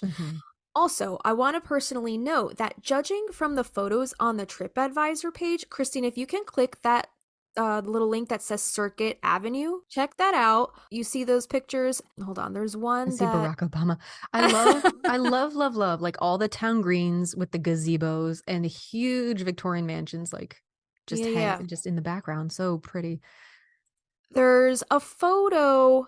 It's right before the photo that says Flying Horses, oldest carousel in arcade. It's like right before that photo. I think it was that street. That looks very much like the main street we were talking about. That's what exactly. So there are some angles that look very similar to the center of town in Practical Magic, and I'm wondering if Circuit Avenue lended itself to the inspiration when they were location. I could see that. For the film. And I think we have talked about this and established in the past that they didn't film in Massachusetts due to the high cost. So maybe when scouring the West Coast for filming locations, because it was a lot cheaper to film out there, they noted some of the qualities of Circuit Avenue maybe and tried to find an aesthetically similar town to serve as the backdrop for Practical Magic's town center. That's just my theory, because when I came across this Circuit Avenue, I was like, oh my God, that looks just like the Practical Magic Center. Yes. Exactly. I agree. That book that I mentioned earlier, that Illumination Night that takes place in Martha's Vineyard, is a real thing. I didn't know that it was like a real thing. If you type in Illumination Night, I was trying to find a picture of the houses to send to you because it's like 4 little Victorian gingerbread houses all lit up with Chinese lanterns, and it's so pretty, and it's an actual event. It might be Oak Bluffs where these are. It is in Oak Bluffs. It's just not these houses you're going to touch on. Okay. So this like is her cover, the cover of her book. These little 4 houses. Oh, really? Yeah. Oh, that's so cute. It's very cute, but Wait, it's like lit Alice up Hoffman? at night. Yeah. I'm gonna have to check. Okay, I'm gonna have to check that out. Check it out. All right. That's fascinating. So, okay, so we know that She's been there. She's been there. Yeah, she's been there. But like, it's amazing, like how much inspiration this woman has taken from Massachusetts. Mm-hmm. It just blows my mind. So these gingerbread houses in Oak Bluffs, a visitor by the name of Les F. wrote on TripAdvisor, "These cottages are a must-see in Oak Bluffs. All different colors and varying sizes. There are over 300 gingerbread cottages on 36 acres. The cottages are very colorful and ornate and are located in a campground at Trinity Park, close to Circuit Avenue, the main street in Oak Bluffs, which we just talked about. So many of the cottages are lived in year-round and some only in the summer months. Residents welcome visitors, but ask that they be respectful of private property so that the serenity of these private grounds can be maintained. While walking," I think that goes without saying, but sometimes you gotta tell people anyway because people are stupid. "While walking around and looking at the cottages, be sure to visit the tabernacle, the centerpiece of the campground. So religious services, community sings, concerts, and many interesting lectures are held there during the busy summer months. And the highlight of the summer, here it is, comes with Grand Illumination Night when hundreds of porches are crammed with lighted lanterns." Dude, give that thing a Google. Yeah, I will. All right. "So at that time, thousands of visitors and residents of the campground celebrate old-fashioned traditions." So, all right, I'm going to look. I think we should go to this sometime because it looks beautiful. Oh, that's so pretty. It's so pretty. I want to go. Oh my God. I know. Stunning. That is stunning. All right. Bucket list it. That's our Magnolia Street Podcast bucket list. Oh, let's start that. Right there. So Salem, we're hitting that one this year. And then Illumination Night. And then also Maria's Islands. We want to go to the Mexican Maria's Islands. Those look pretty legit. Yeah. And then Curacao. We got to go to Curacao. Wasn't there a pub that you found in Essex that looked pretty dope? It was like Black Rabbit. Wasn't there like a play on Black Rabbit in there Essex? Might have in Essex. I don't remember the one in Essex, but there was a few up in the New England area. The next attraction on this list is the Polly Hill Arboretum. So this arboretum is a public garden. The grounds are open to visitors daily, sunrise to sunset, year-round. Tours are available daily at 10 a.m. in July and August, and by advanced reservation otherwise. Tours are free with $5 admission, so I guess it's kind of more of like a donation. So the Polly Hill Arboretum, Martha's Vineyard landmark, was developed by the legendary horticulturist Polly Hill. So that was a woman who lived between 1907. She passed away in 2007. She was 100 years old. So recent though, like she's 100 years old. Yeah. Cute. Yeah. So within our lifetime, she existed. It's so funny when you read about people who like these like places are named after. You always just assume that they were like it was like old timey. You know. Yeah. But no, she was alive during our lifetime. Also passed away during our life. Well, not alive during our life. Not born in our lifetime, but existed during our lifetime and passed away in our lifetime. Yeah. Yeah. So she began her collection of unique plants in 1958. Established in 1998 as a not-for-profit institution, the Arboretum is devoted to the cultivation and study of plants and the preservation of the character and magic of this tranquil landscape. There are 25 acres of cultivated landscape open to visitors, and the remaining 47 are preserved woodlands. In 2015, the Polly Hill Arboretum was designated as a historic district by the National Register of Historic Places. rare trees and shrubs. Okay, first of all, do you see where I'm going with this? I'm watching, I'm looking. Trees and shrubs from around the world are set among stone walls, meadows, and fields, including Polly's famous North Tisbury azaleas, the National Stuartia collection, camellias, hollies, rhododendrons, crabapples, conifers, magnolias, and many more. It's all connected. There it is. Coosa Dogwood Alley perennial border, monkey puzzle tree, and the Julian Hill magnolia, it's all connected, are favorites with visitors. So there you go. And talking about it's all connected, all of these like all connected moments on this podcast, are you ready for this last recommendation? Are you ready? I'm not even going to look ahead. I mean, let's be real. There's tons of things to do and see on the large island of Martha's Vineyard, but we got to cap this somewhere. And what better way to end this segment than this next attraction? This is called the Black Dog Tavern. Oh, Black dog! shit. Black Dog! Black doggy, call at my dog. Can, like, what? Speechless. Speechless. Yeah. According to the tavern's website, for many men, there is something especially alluring about a sailboat and the sea. It's the bond between a man, a boat, and nature, a dream of stepping back to a simpler time.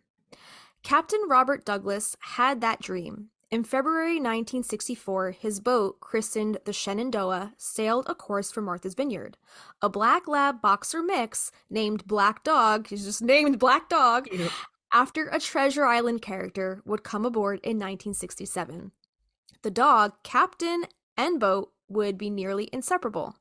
One cold day in 1969, over a bitter cup of coffee and a dry packaged store-bought donut, the captain's dream included a place where vineyards and visitors could enjoy a good cup of chowder and friendly conversation year-round. That dream began as a sketch on a napkin. In 1971, the doors to the Black Dog Tavern opened. Everyone said that the chowder was just right, and there wasn't an empty seat in the house. In the corner by the fireplace, the captain and his dog watched with satisfaction. The food was great, and the fire warmed the room with a glow that only a fireplace can impart. The legacy had begun. Years later, the Black Dog logo has become famous all over the world. The Black Dog has come to stand for the highest quality, from baked goods and freshly prepared meals to apparel and gifts for the home. Out of one sailing captain's love for the seas, his island home, and of course his dog, the Black Dog brand was born. And that is right from their website, theblackdog.com. And if you go to their website, they also have a little YouTube video, a little like mini documentary, like more of a visual account on I guess the creation of this brand and the whole backstory. It's really cute. Amazing. Yeah. And they also produce their own line of rum and wine. So a little bit about... go here. I know. This place looks so picturesque. Right? So a little bit about the Black Dog rum. So sailors, schooners, and rum share a rich and often entwined history. In the 1700s, sailing ships supplied Caribbean molasses. Had to bind your legs with molasses. To many rum distilleries of the Massachusetts colony. And during the days of Prohibition, schooners were used to transport rum for smugglers. In fact, these organized missions were referred to as, have you ever heard of rum running? Nice. Have you ever heard that term? So this tradition carries on through our founder, Captain Douglas, whose passion for the sea and sailing ships dates to his youth on Martha's Vineyard. In 1960, Captain Douglas designed and built the extreme topsail schooner Shenandoah. She has sailed the New England waters for over 60 years with the Alabama, a 1926 schooner, which was rebuilt and commissioned by Captain Douglas, joining her in 1998. The Shenandoah's keel was laid in 1926, making her a living piece of American marine history. Captain Bob brings the same passion to the Black Dog rum. Our master rum blender sources premium aged rums, then blends and bottles them in small batches in Massachusetts, bringing you high-quality cocktail-ready white rum, as well as elegantly sippable dark rums and ready-to-drink canned cocktails. Do you like rum? I do, yeah. I do too. I do like me some rum. I like spiced rum. Spice Are you more rum? of like do you like more of like a white rum, or do you like the spice? I like more of a white rum because everybody's got that like one thing that they know like doesn't work with their bodies. Like Okay. spice rum makes me like very emotional and cryy. Everything's so sad. Sailor Jerry's. Avi got a bottle of that once, and that made me quite the good time. My brother used to be super into the Kraken, Okay. which cool bottle, like cool logo, but whew, like oh man. Let's see. Okay, so then they also make wine. So Black Dog partnered with New England's Boston Winery to bring you their own brand of all natural wines made without sulfites or preservatives. They offer, I think, 3 different wines. So they offer a Cabernet Sauvignon, then a 2016 Shark in the Pond, which is a custom blend of 2 select Chardonnays. I never heard of this wine, of Viognier? Viognier? I don't know. Yeah. And Sauvignon Blanc. And then the third wine is a Brachetto, which is a juicy wine with hints of raspberry. And there's some extra wordage and descriptors on this website if you want to go check out more of their wines. But they do make a bunch of tasty sounding wines. And then last but not least, they also have their hand in philanthropy, which is very admirable. I love a business that gives back to their community. And the Black Dog brand actually hosts doggy adoption events at their general stores, and they do cleanup days at their local beaches. They partner with like-minded nonprofits or through the sales of specially designed products. And the brand strives to support their local communities and the people and pups who live there. And we will link their philanthropy page in our show notes. That's adorable. Isn't that cute? Yeah, their site is really cool. They have like, I think I've seen that logo on t-shirts before, but they have menswear, women's wear, housewares. I've never heard of them before, but like this article says, we've seen the logo all over the world, and it's apparently world renowned. I've never heard of them, but it seems like they're doing a lot of good stuff here. So if we ever go to Martha's Vineyard, we have to pop into the Black Dog Tavern. Awesome. Yeah, and the name, right? The name and the connection, it's just all connected. Everything comes back to practical magic. Comes back to practical magic. Maybe just for us. I don't know. We force it there, right? We force it there. Yeah, exactly. All right. You ready for a break? Yes. Okay, let's take a quick break, and when we return, we're going to get into all the magic and lore of Vineyard Haven and Martha's Vineyard, which is hauntings, maritime history, and pop culture. So stick around, and we'll be right back. Hey, little witches! The Stinas here. If you've been listening to our podcast for a while, you would know how much we love using the Practical Magic Inner Witch Oracle deck by Grounded by the Moon. And now we want to share the magic of Grounded by the Moon with you, our listeners. Joseph Benitez Egerton, the creator behind Grounded by the Moon, would like to offer this very special 10% off discount to all who wish to experience the magic of his Practical Magic themed tarot and oracle decks. But that's not all. He also creates other divination tools like tarot workbooks, deck bags and altar cloths, pendulum kits, oil blends, cleansing sprays, smoke wands, teas, and ritual kits. And let's not forget about his custom handcrafted all-natural soy candles, where every candle is hand-poured and personally infused and charged under the light of the moon. They even come with a crystal.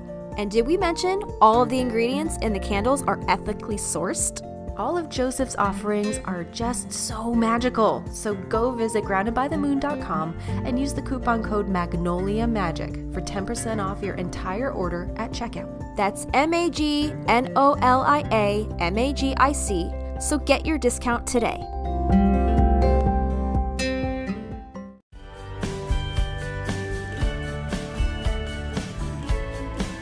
Hey, we're the Stinas, and you're listening to Magnolia Street Podcast.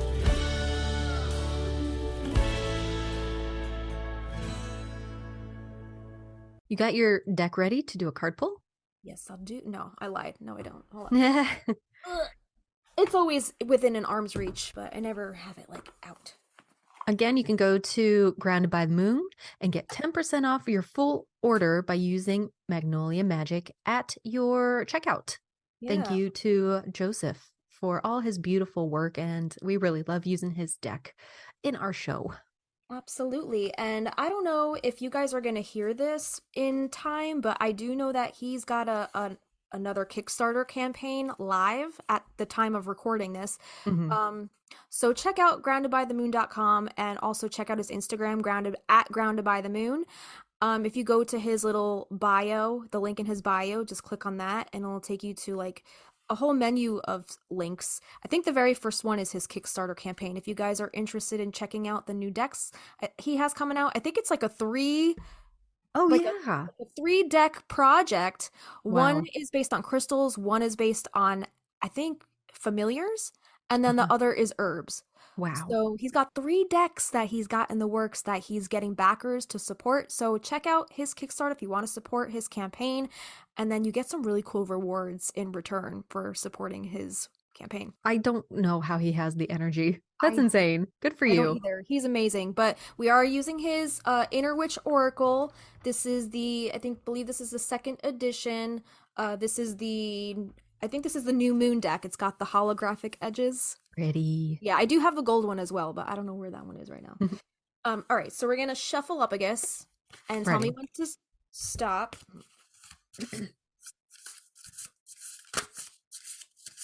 Stop. What is that? Practical magic. Practical magic. Wow.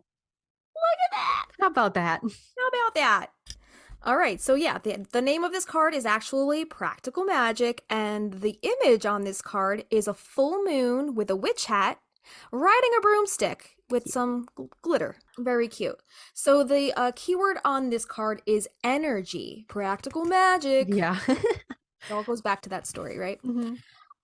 So the keywords on this card is universal energy and spirit.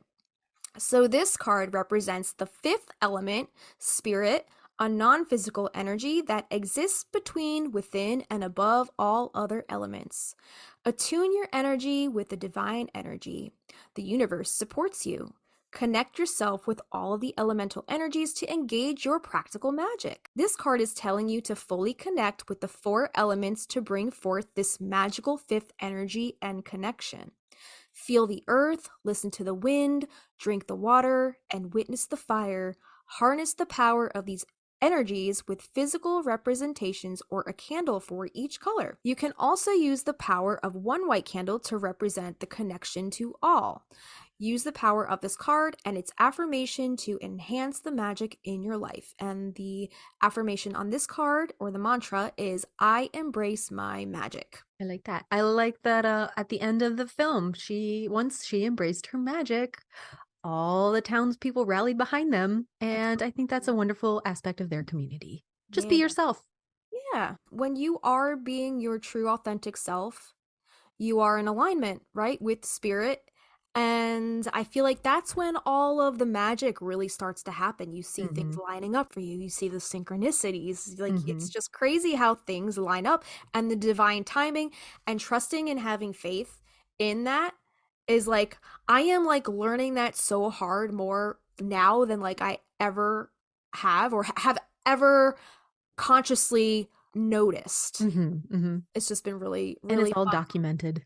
It's like within the show, basically. So far. We will see what the next few months holds for us. More to come. More to come. Stay tuned. We're not going to spill any secrets yet, but we got some stuff cooking up our sleeve. Justina's like, shut up. Anything. No, we're gonna leave you guys hanging on the edge of your seat, but just stay tuned. We got some good stuff coming. All right. What we get? So the next article we have, we're going to get into a little bit of lore, and this is from vineyardgazette.com. And this was interesting to me. The title was just called Witch House, and this was written in 2017. Interesting, because there's a house in Salem called Witch House. There is. So this was compiled by Hillary Wall. So let's see what they have to say. Okay. So it says the transition from the farming fishing community that the vineyard was to the summer colony and shopping center, which it is today, has obliterated many of the old landmarks well known to the past generations. The vanishing of the sheep flocks from the hills and the abandonment of the older farms and the reclamation of such lands by nature have all tended to bury deep in brush, wood, swamp, and even new turf such traces of the older life that might remain. And thus it is that new or remodeled houses stand today in what were once meadows and tillage, pasture lands has become wood or swamp, and thus it is where the witch house once stood. There are a few spots on the island commanding less view of surrounding country or the waters beyond. It is, in fact, the flat bottom of the valley with high hills on one side and woods on two others, which conceal more distant elevations. It was more or less abandoned 60 years ago, and it is difficult to form a mental picture of what it once looked like. To obtain details, it would be necessary to delve far back into history of one of the old vineyard families. It may merely be said that here was once a broad estate comprising of hundreds of acres, that, to all appearances, the head of the family, living in his own home, did what other old families did, and granted to his sons, as they grew to manhood, home sites of their own upon the broad acres. Certainly something of this kind occurred, for in addition to the old foundation are at least two more of the original estates, and the nearest to that of the witch house, which once gained for all region an evil name. Tales of all sorts have been told of who built this house, why he built it, and what transpired to bring a curse of sorts upon him and his. A foundation of fact, there is not a shred that is acceptable, and perhaps not one of the tales was true, but the house was pronounced untenable. Nevertheless, it was abandoned entirely. While yet its walls were firm and straight, and its windows did not rattle when the storm winds blew, abandoned because it could not be lived in, it was said, the reason that sand fell from the ceilings at all times, mingling with food, sifting into the hair and clothing, even the eyes and ears of the occupants. Ew. An old man of half a century ago once told of helping to hang sheets and other large pieces of cloth beneath the ceiling to prevent the sand, as it was termed, from falling, but, he added, it didn't seem to work. When it is considered that the old vineyard people were thrifty, even frugal types common to all New England, who never threw anything away but prized any and all possessions, it seemed clear that nothing short of calamity could have brought about the abandonment of a house that was so sound and tight. No explanation of why the sand should have fallen or ever accompanied the stories of the witch house. No living person was ever acquainted with another who had lived there. The story of the sand has been known to but few, although many knew that the house bore an evil name. If they wondered why, the majority never had the question answered. All that most people knew or could say half a century ago was that there stood an empty shell of structure that once been a house. Sheep ran in and out of it for shade and shelter. The paneling still stood smooth and well preserved. On some walls, the plaster also, on some ceilings and partitions. Some of the doors were intact on the hinges, particularly the closet doors, and most traces of human occupancy had vanished. The island has never been a place where witchcraft was taken seriously. Superstitions have not generally characterized its people, nor has the common cure of, quote, hex often been mentioned throughout the history of the place. Yet, here fell to decay a house that was solid, sound, and in all ways substantial when it was abandoned, and the place allowed to become a wilderness where once it had blossomed and bore its natural fruits. And why? Beyond this explanation, no one knows. It could not be occupied. Thus, nature reclaimed the land that none would live upon and swallowed the whole building bit by bit until only the foundation remained. These, too, have been slowly covered until they are difficult to find and in time will vanish completely. It is a disturbing thought that any force should be so aroused as to drive him from his own home and obliterate all signs of his occupancy. Yet this is exactly what happened. This has to be true, for the nearby house has always been a home, nor has it ever been visited by any undue calamity or discomfort in its history. What then the mystery of the witch house? The answer is not forthcoming nor likely to be. Those who once knew are dust, even as the house and the dust speaks not. This abandoned home with sifting sand, nobody could figure out why it was leaking from the ceilings, was dubbed the witch house. And people are like, it's a sound structure. We don't know why people left, basically. Yeah. But this was written in the Gazette, the newspaper at the time. Does not a lot happen in Martha's Vineyard? I guess not. So they were saying that witchcraft and witchery was not like commonplace there. Right. And this next article kind of goes a little deeper into that. Do you want to tell us about it? Yeah. All right. So this article is called Island Witches Had 'Em, Didn't Hang 'Em by Holly Nadler. Okay. And this is from thepatch.com. Okay. This was written October 24th, 2011. Civilization has historically recognized the importance of divination, and during the initial 3 centuries of island history, at least one witch was known to provide such services using various tools such as a dice, tea leaves, or tarot cards. In the late 1700s, in what is now the Deluxe Horse Farm corner of State and Lambert's Cove Roads in North Tisbury, a farmer built a new home that encroached on his neighbor's property. The elderly neighbor, referred to as Hazel, that's such an old lady name. Oh my Super old lady. An old lady witch name, mind you, because Hazel was known for her mystical abilities. Hazel was deeply offended by the farmer's blatant encroachment and confronted him at the building site. She laid a powerful curse on him, declaring that the fruits of his ambition and possessions were turned to dust in his mouth, choking and smothering him, his family, and future generations. Soon after the farmer moved into the completed house, a strange phenomenon occurred. A continuous drizzle of fine dust fell from the ceiling, making mealtimes unpleasant and necessitating an increase in bathing frequency. Okay, so it seems like these 2 articles are actually connected. I did not. It sounds like this. How many houses are leaking sand from the roofs? Right. So maybe this is what caused the guy. Okay. I'm on board again. Because this bitch, just like this Hazel chick, just cursed his house to just encroaching on her property. Just to leak sand? Oh, yeah. That would be so annoying. Rather than like having this disastrous occurrence situation, it's this little gnawing, frustrating thing that just sand that trickles in daily. Yeah, totally. So the dust was falling from the ceiling, real inconvenient. So despite the farmer's efforts to fix the issue, the carpenters couldn't find any roof leaks.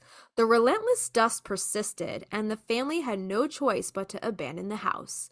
Over time, the cursed home deteriorated and returned to the land, seemingly lost forever. However, given the abundance of sand on the island, it is unclear if the house's remnants still exist beneath the surface. Among the island's renowned spellcasters was the Witch of Scrubby Neck, a woman who lived midway down a road leading to the south shore in West Tisbury. Sailors about to embark on a long whaling voyage would seek her out to learn their fortunes, particularly whether they would survive or perish at sea. Oh my god, they called her Beelzebubba, kind of like Beelzebub. Beelzebubba. Really cute. Beelzebubba, as she might be called, had an uncanny ability to predict grim outcomes, though she sometimes sugarcoated the truth to maintain future business.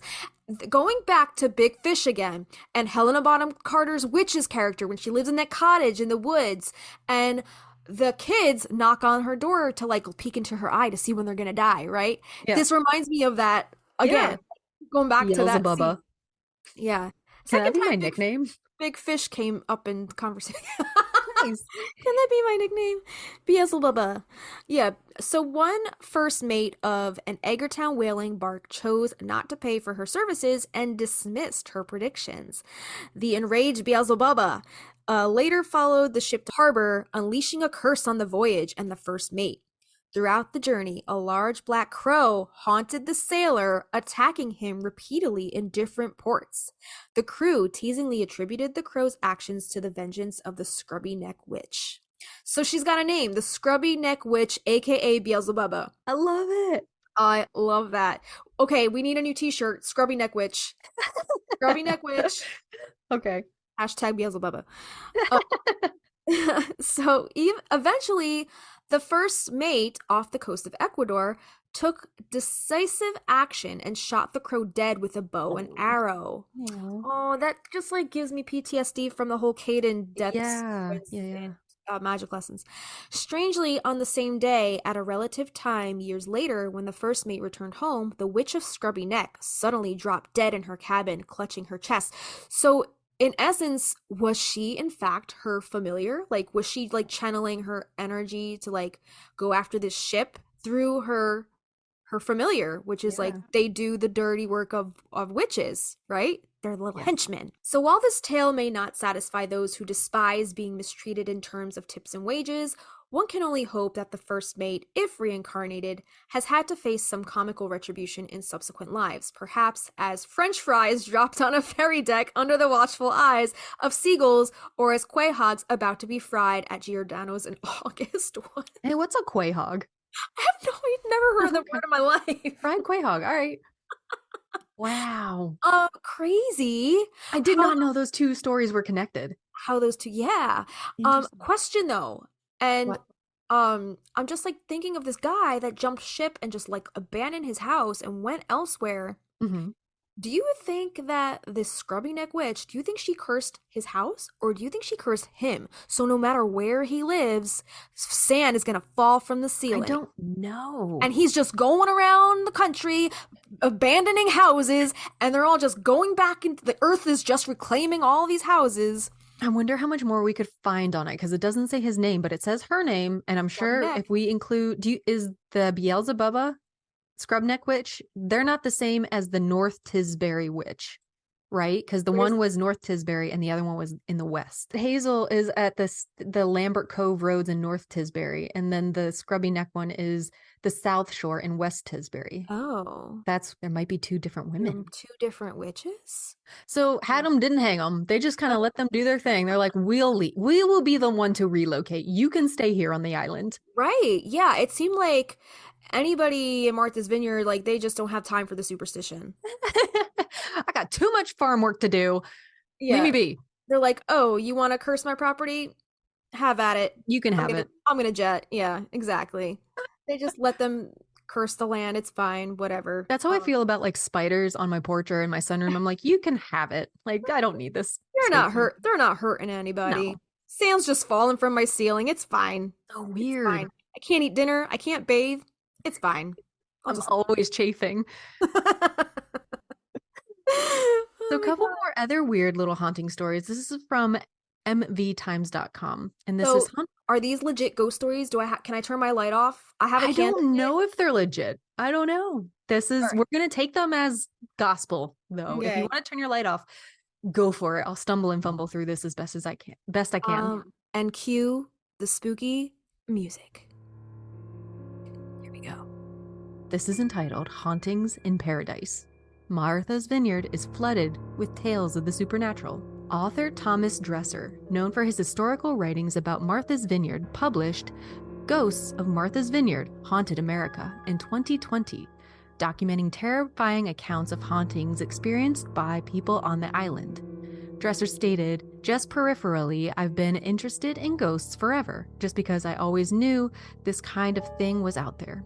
Dresser had always been intrigued by ghosts, and joining a writing group with Cynthia Riggs and John Hugh Jr. about 20 years ago. One day in 2007, Riggs and Hugh got a call from the History Press publishing company, and Dresser explained, "I already had a topic I was working on. It was an unsolved murder from 1940, so that was the stepping stone." Initially hesitant to write about spirits and hauntings, Dresser reconsidered after the editor suggested interviewing people for ghost tales. He recalled, "I normally rely on clips from old Vineyard Gazette articles and documentation from the Martha's Vineyard Museum. Ghost stories seemed like a major divergence. But the editor's idea intrigued him, and he thought, that might fit the bill." Although the island already had a renowned ghost expert in Holly Nadler, she encouraged Dresser to explore the subject further. He mentioned, "She'd done a fine job for 25 years, and the last thing I wanted to do was step on her toes. However..." Hold up. Holly Nadler. That's the chick who wrote the article we just read about the witch. Oh my god! What the fuck? Crazy! Right. Okay. I am impressed with us. It's all connected. Wow. All right. However, Nadler told him, "It's time to pass the torch. I like to say she passed me the lantern." Dresser began his ghost research at the Edgartown Council on Aging, where several people reported seeing a young man on the third floor who would appear at random and then disappear without a trace. He said, "I've talked with 3 people who work there who say there is definitely a presence there. They've felt it." Once Dresser became more public about his paranormal investigations, more folks came forward from experiences they had personally, or about people they knew who had seen something inexplicable that frightened them.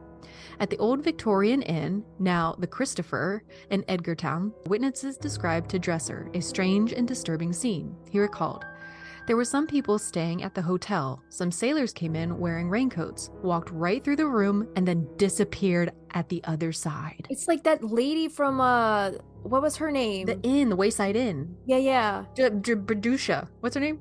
Jadusha? Jadusha or something like that. Jerusha. Not Jadusha. Oh, what is it? Jerusha. Because we were saying be someone's Jerusha today. Yeah. Just disappearing through doors. It's cool. Yeah. Another terrifying account of an event that purportedly occurred in the old Standish house in West Tisbury continues to awe Dresser to this day. He recounted, as he walked past the living room, there were all these redcoats dancing and drinking. Women were wearing colonial dresses. The person just thought it was something like a play or some sort of Halloween party. The next day, he asked the innkeeper, and she said he was the only guest at the hotel that night. Shut the fuck up. No, shut up. Dude, it's like that scene. Have you ever been on the Haunted Mansion ride in Disney World? Years and years ago. I was like 14. You know that like scene when the cart goes past the ballroom and you see like all of like the silhouettes of the ghosts dancing? Ooh! Chilly willies. We're gonna have some spooky ookies in October. Like our ghost stories are gonna be so fun. I can't wait. Okay, go on. For Dresser and many supernatural enthusiasts, explaining the spirit world often comes in the form of an easily graspable metaphor in the physical world. He likened spirits to, these phenomena are compared to what we think of as a fingerprint. You put a fingerprint here and you can't see it unless you put some powder on it. Okay. Ooh. Part of Dresser's trepidation when he first considered writing about ghosts was his concern that people would make up stories just to get attention. But according to him, the sincerity of each person's account came through in every interview he conducted. He said, "Something odd absolutely happened to them, and it just makes you realize that we don't know everything. Actually, we know very little." Mm-hmm. Holly Nadler is often referred to as the Ghost Lady of Martha's Vineyard. She's been giving ghost tours, writing about ghosts, and speaking at various public events for many years. Unlike Dresser, who said he simply isn't receptive to the spirit world, Nadler has had many encounters with the supernatural. Her first experience happened when her best friend died in a tragic car accident. She recalled, she was driving up to Colorado and ended up flipping off the side of a steep mountain road. Oh my God. Oh, that is so terrifying. Nadler would leave her apartment in Pasadena and walk down to the Pasadena Playhouse where she was going to school. She'd often leave the record player going for the spirits in her living room. She was already enthralled with the paranormal. She had the idea to leave a record on that her late friend enjoyed during her life. Nadler said, "I remember Jane was just mad about Jefferson Airplane, the surrealistic pillow album. She loved Go Ask Alice, so I was going to put that album on but totally forgot the next time I left." That evening, Nadler was taking a soak in her bathtub and had left some music playing on the record player. Just as the final record was getting ready to drop, it occurred to Nadler that she forgot to put on Jefferson Airplane for the spirit of her friend. The last album was supposed to be Scott Joplin hits. Instead, what came on was the Jefferson Airplane song Go Ask Alice. How fucking creepy. What? Nadler said. She leapt out of the bathtub, looked at the albums she had selected, and Jefferson Airplane wasn't even on the record playing. What? "I bundled up a bag of clothes and left the apartment. I never went back. It scared me to death," she said. Oh my God. Wow. Why are people just abandoning their houses? Karen Coffey is the psychic and owner of Piwaka Inn, Vineyard Haven. She's lived in haunted houses throughout her life and has personally experienced some of the anomalous activities described in books by Nadler and Dresser. Coffey lived in the Vanderhoop homestead in Akina for a time, an experience that she said was one of the greatest challenges of her life. The homestead is rumored to be one of the most haunted places on the island. Coffey would lock all the doors before going to sleep at night, she said. And when she awoke in the morning, the doors would be wide open. At 2 a.m., When she said most of the activity would take place, one of the windows would blow open and the curtains would be flying furiously, while the adjacent window curtains were completely still. I recall being asleep and the mirror came crashing down off the wall. Other times I would wake up in the morning and everything on top of my bureau would be strewn on the floor. Not like it had fallen, but it was placed there, Coffee said. I'm getting fucking goosebumps. Yeah. Coffee lived in another purported haunted house at 100 Center Street in Vineyard Haven, an old sea captain's home built in 1858. When Coffee's son was about 2 years old, he would spend time out in the hallway where he had his toy box. One day, he came into the living room while Coffee was folding laundry and asked if his friend Kayla could come and play with his toys.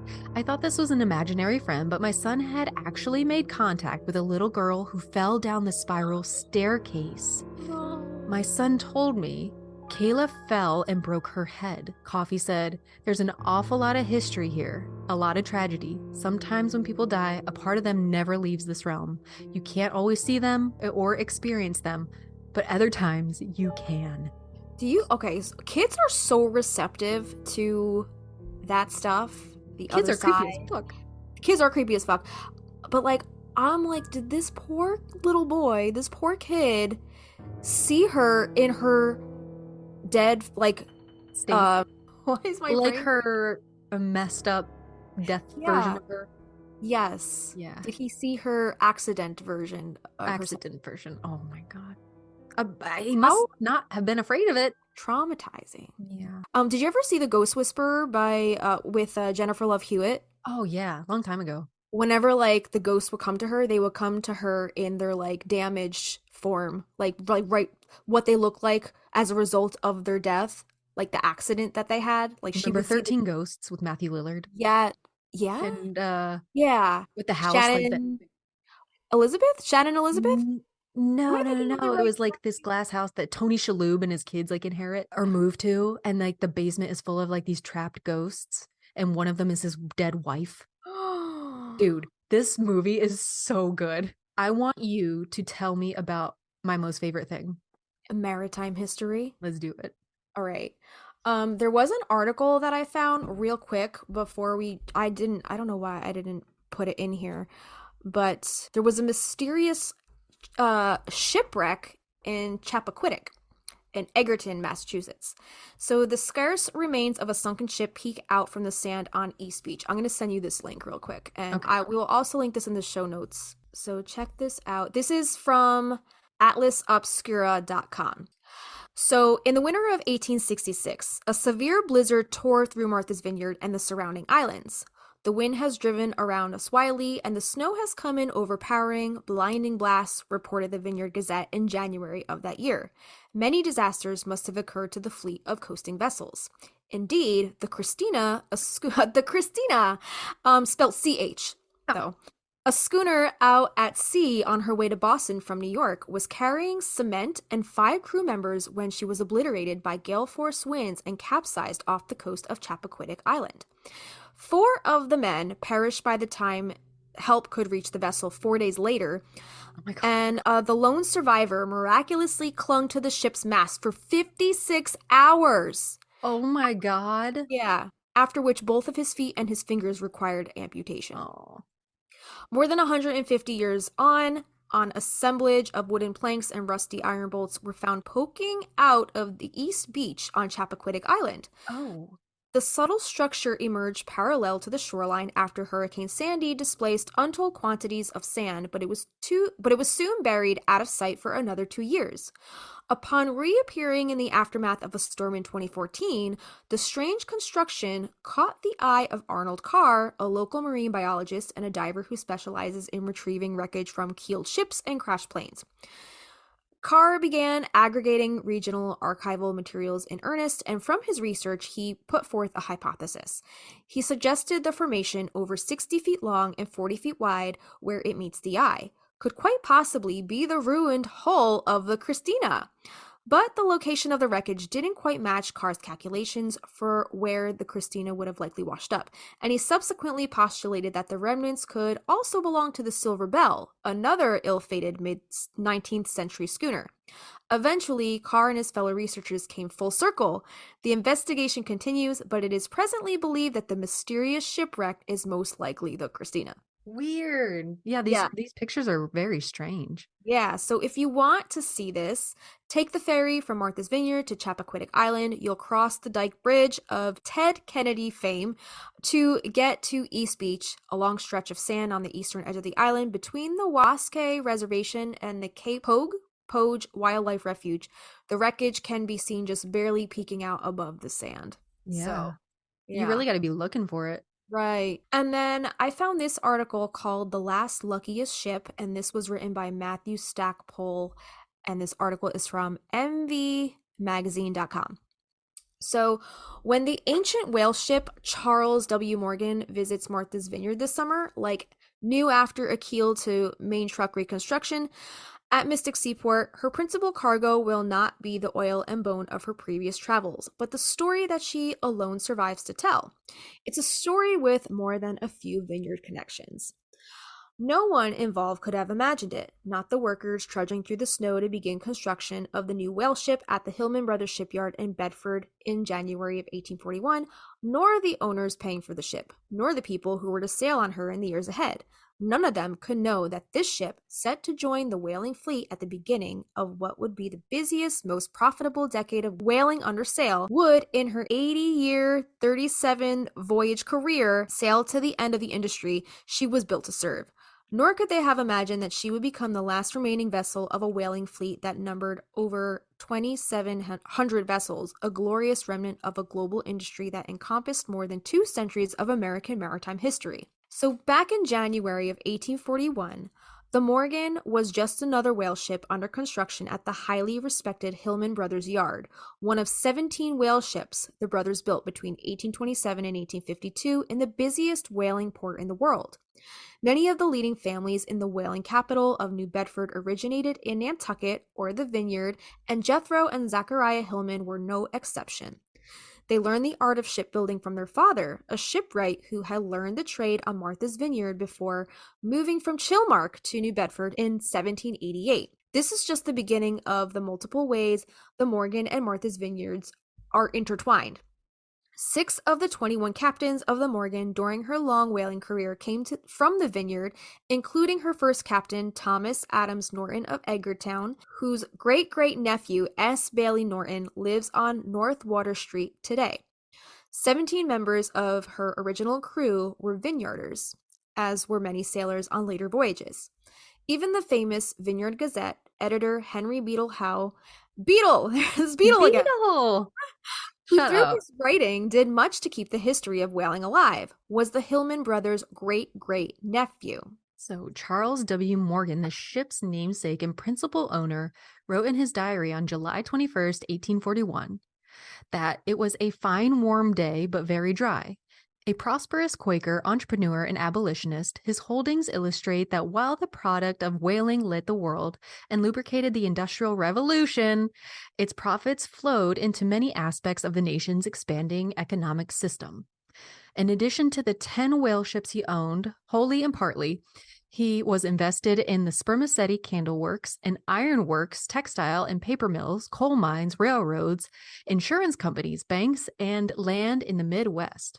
At heart, though, Charles W. Morgan, the man was much a whaler, as the ship was his name on her stern. I guess this is his quote. This morning at 10 o'clock, my elegant new ship was launched beautifully from Messrs. Hillman's yard and in the presence of about half the town and a great show of ladies.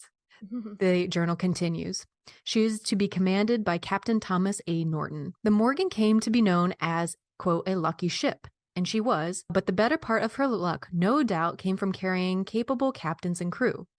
The 32-year-old Norton had previously sailed on several of Morgan's other ships, including as captain of the Hector on 2 successful voyages between 1834 and 1840. He recruited an aforementioned 17 sailors from his home island, most of them teenagers and some of them related to one another or to their captain.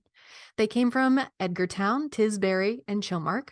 One, Xanis Gould, was a Wampanoag. Given the countless dangers and dismal conditions of the trade, and the fact that voyages regularly lasted 3 to 5 years, one might wonder why anyone would choose to go whaling.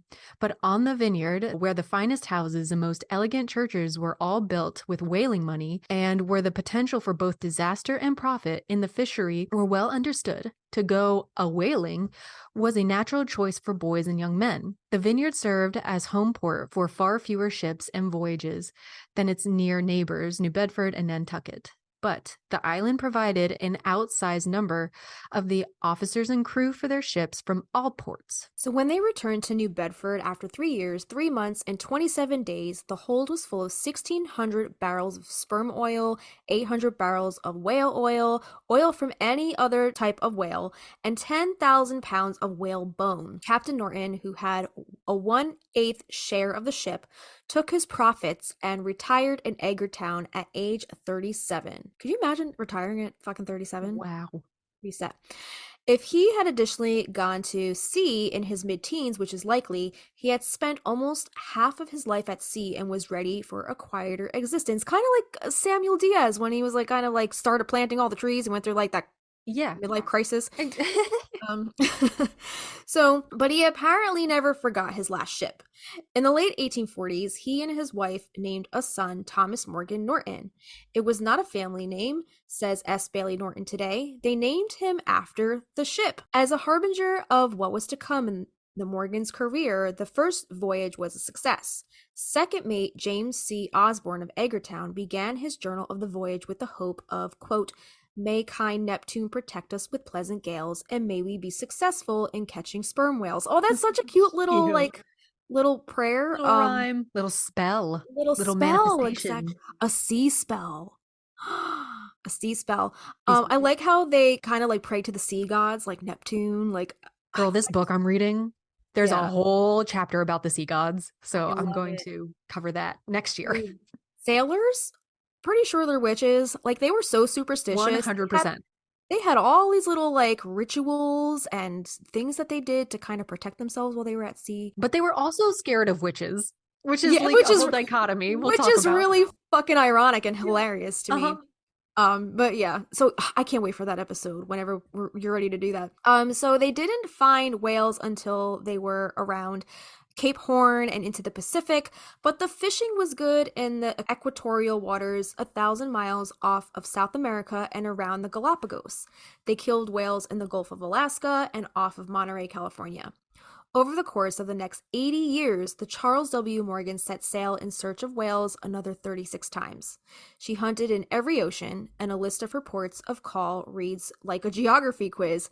Madagascar, Mauritius, I never heard of that place, Guam, Bonin Islands, Vladivostok, Shantar Islands, Cabinda, Tristan da Cunha, Rio de Janeiro, Valparaiso, Honolulu, and so on and so on. 14 of these voyages had islanders at the helm, and though crews became increasingly international as the 19th century progressed, it's safe to say it was a rare voyage indeed that didn't have at least one islander on board. The last Vineyard captain to sail the Morgan was Benjamin D. Cleveland of West Tisbury, who brought her out of retirement in 1916 and nearly regretted it. The ship had been laid up for 3 years, and it seemed as if she had sailed her last voyage when Cleveland, a veteran whaling captain nearing his 75th birthday, decided he wanted to make one last voyage. He bought the Morgan from the J&W.R. Wing and Company, ending their 53-year ownership of the ship, and announced he would sail to Desolation Island in search of sea elephant oil. Dude, what's a sea elephant? This does not sound. Aren't manatees sea Is cows? That a sea elephant? Oh, that's sea elephant cow. But What's elephant. What's a sea elephant? elephant? Never heard of that. Do that. But maybe it's a type of whale. Oh, they are elephant seals.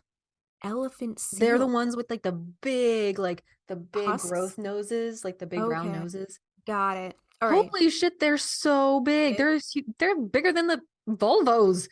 Oh my god. Just look up elephant seals. So this dude is searching sea elephants and I guess for their oil. Other investors weren't so enthusiastic about the old man's plans to take a ship that was older than he was halfway around the world, but once again, a stroke of luck appeared, this time in the form of a movie company looking for a ship it could fix up to appear in a silent film called Miss Petticoats. Oh my God. So a deal was struck, and Cleveland used the proceeds to prepare the Morgan for the voyage and set sail from New Bedford on September 7th, 1916. Talk about the barter method. Like, this guy needs the ship refurbished to sail around the world, and like he just so happens this movie company finds him and is like, yeah, we'll fix your ship, but can we put it in our film? Like, wow. Miss Petticoats, 1916. Okay, interesting. I'll have to put it on the watch list. No. I'm curious. I'm probably gonna find it. I'm gonna find that shit.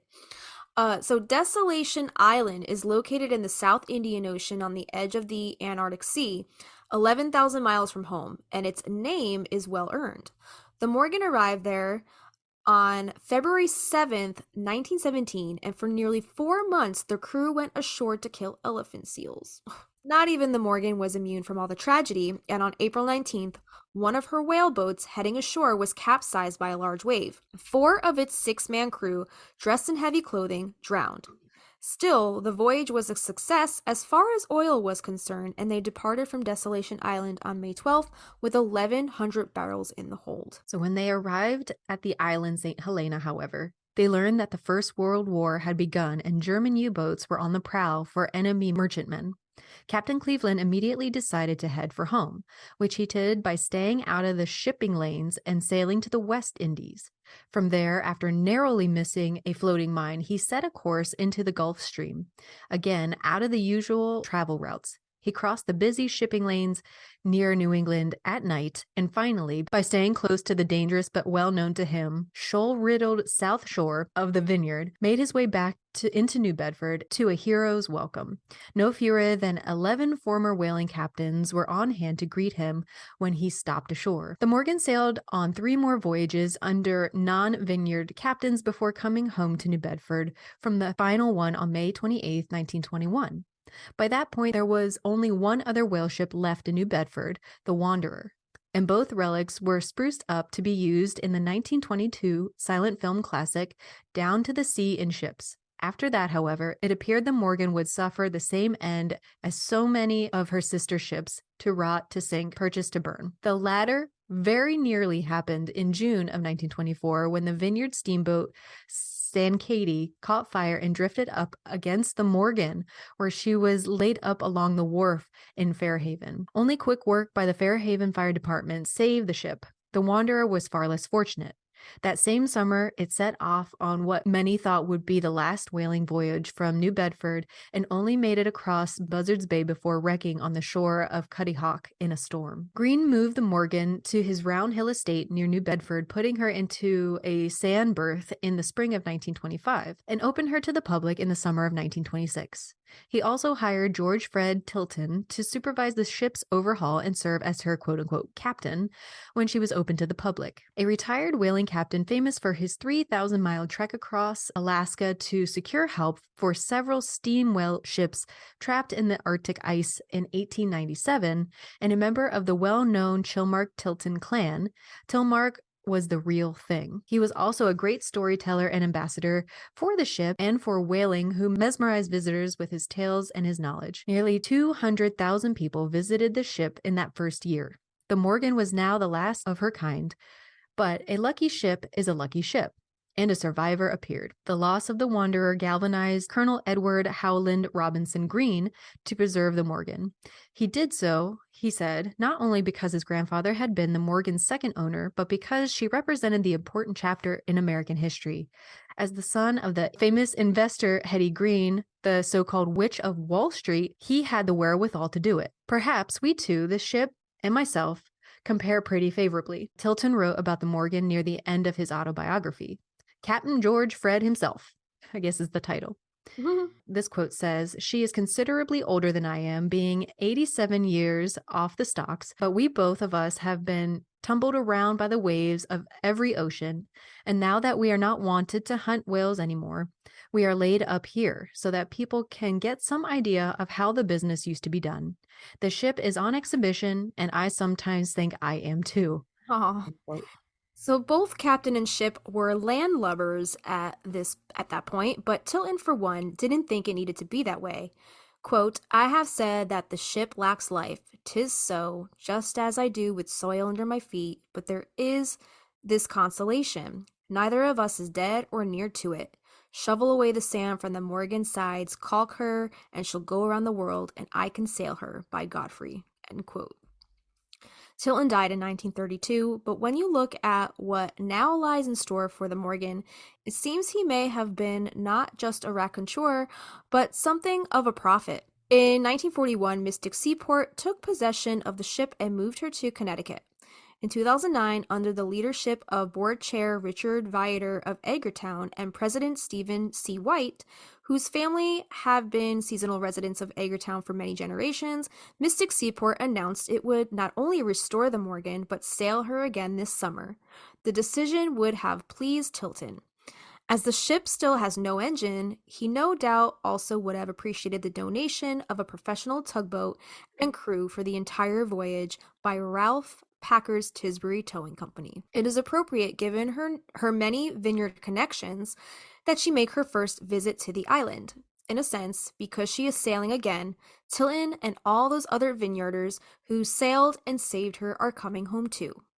And the author of this article is Matthew Stackpole, a former vineyard resident, and is a major gifts officer and ship's historian for the Charles W. Morgan Restoration at Mystic Seaport. That was fascinating.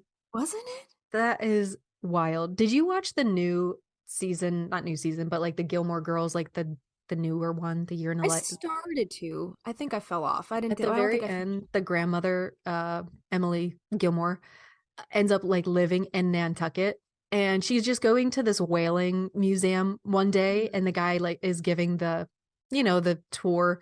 Yeah. And she starts like piping in because she knows way more than them. And at the very end, you see that she's like a volunteer tour giver, and she's stoked. She's talking about like how they would like spear whales and like use everything about them. Yeah. And she's like, they'd stab them and buckets of blood would be spewing everywhere. And you hear like kids crying, but she is loving it. She's loving her life as a widow. That's Rory's grandmother? Yeah. I don't remember that woman. I don't remember her name. So we kind of hinted at this a little earlier, but there's a hidden history of Martha's Vineyard sign language. And this is via Atlas Obscura, and it's summarized. So in 1979, Joan Poole Nash discovered a lost deaf culture and language on Martha's Vineyard called Martha's Vineyard Sign Language, MVSL. For 2 centuries, this unique sign language was used by both hearing and deaf individuals in the Squibanacket area of Chilmark, where a high number of deaf individuals live due to the inherent deafness. The isolated community communicated using MVSL, creating a deaf utopia. How, like, quiet town? It must have been. Growing up on the island, Poole Nash developed an interest in sign language and learned ASL secretly. Why secretly? Later, as a college student, she joined a sign language research group and decided to investigate the origins of MVSL. Through interviews with her great-grandmother and other elderly island residents, Poole Nash gathered information about the language and linguistics records, and linguists recorded their signs on video. The research revealed that MVSL had unique linguistic characteristics, using 2 hands for older signs and 1 hand for newer signs. Poole Nash also found that fishermen on the island had their own dialect of MVSL. The language used facial expressions and classifiers to convey meanings similar to tones in spoken language. MVSL likely evolved in the 1600s with the arrival of deaf immigrants from Kent, England. The island's deaf children attended the American School for Deaf in Connecticut, which may have influenced the development of ASL. However, with the introduction of new people to the island and better transportation, MVSL gradually disappeared, and the last fluent speaker passed away in 1950. Poole Nash's research not only provided insight into MVSL and deaf culture history, but also contributed a better understanding of ASL. The lost language remained unacknowledgeable by the community, but through her efforts, a valuable piece of deaf heritage was rediscovered. Dude, that's Crazy. wild. You could just Isn't make up that? a language Yeah. and people just do it. They adapted to Yeah. the Yeah. They community because it was so adapted. highly hearing impaired. Yeah. Wow. I guess like there were so many people there. Wow. That. So anyway, if you love movies, Martha's Vineyard may seem familiar to you. There have been quite a few movies that have been either based there or filmed there. From romantic comedies to horror movies, Martha's Vineyard has a long history of being a film setting. While some Martha's Vineyard movies merely take place on the island, other movies on Martha's Vineyard have been filmed entirely on the island. The most famous Martha's Vineyard movies have been from the Jaws franchise, most notably, and one of the most famous events on the island was Senator Kennedy's car accident on Chappaquiddick, and which that has also been made into its own movie. So these are our 5 favorite Martha's Vineyard movies filmed on the island, and not our favorite, as in mine and Kristina's. The article is from marthasvineyardtourist.com, and the title of the article is 5 Great Martha's Vineyard Movies That Will Transport You There. So number 1, Jaws. We all know this movie. We briefly talked about it before. Again, I heard it was based on the freshwater shark attacks in New Jersey. Odd, I know. I'll link that Grim Life Collective video in our show notes if you guys are interested in learning more about that. But anyway, Jaws, one of the most popular movies that was filmed on Martha's Vineyard. It was a classic from 1974. Not only did the movie launch Steven Spielberg's career as a world-renowned director, but it also showed viewers that Martha's Vineyard was a desirable vacation destination, minus the killer sharks, of course. Many Jaws Martha's Vineyard scenes were filmed on one of the most popular Martha's Vineyard beaches, Joseph A. Sylvia State Beach. The bridge connecting Oak Bluffs and Eggertown is one of the most recognizable sites in the movie, which is why it's often referred to as Jaws Bridge. How about that? Yeah, other popular spots you will recognize in the movie include the little fishing village of Menemsha and Main Street in Eggertown. Following the success of the first film, the Jaws franchise was born. The Jaws 2 in 1978 film locations were set to be a continuation of Amity Island / Martha's Vineyard. The movie was actually filmed in Florida, though. None of that was filmed in Martha's Vineyard. Oh. Yeah, so Jaws 2 was okay, but the other Jaws movie jumped the shark, no pun intended. Yeah.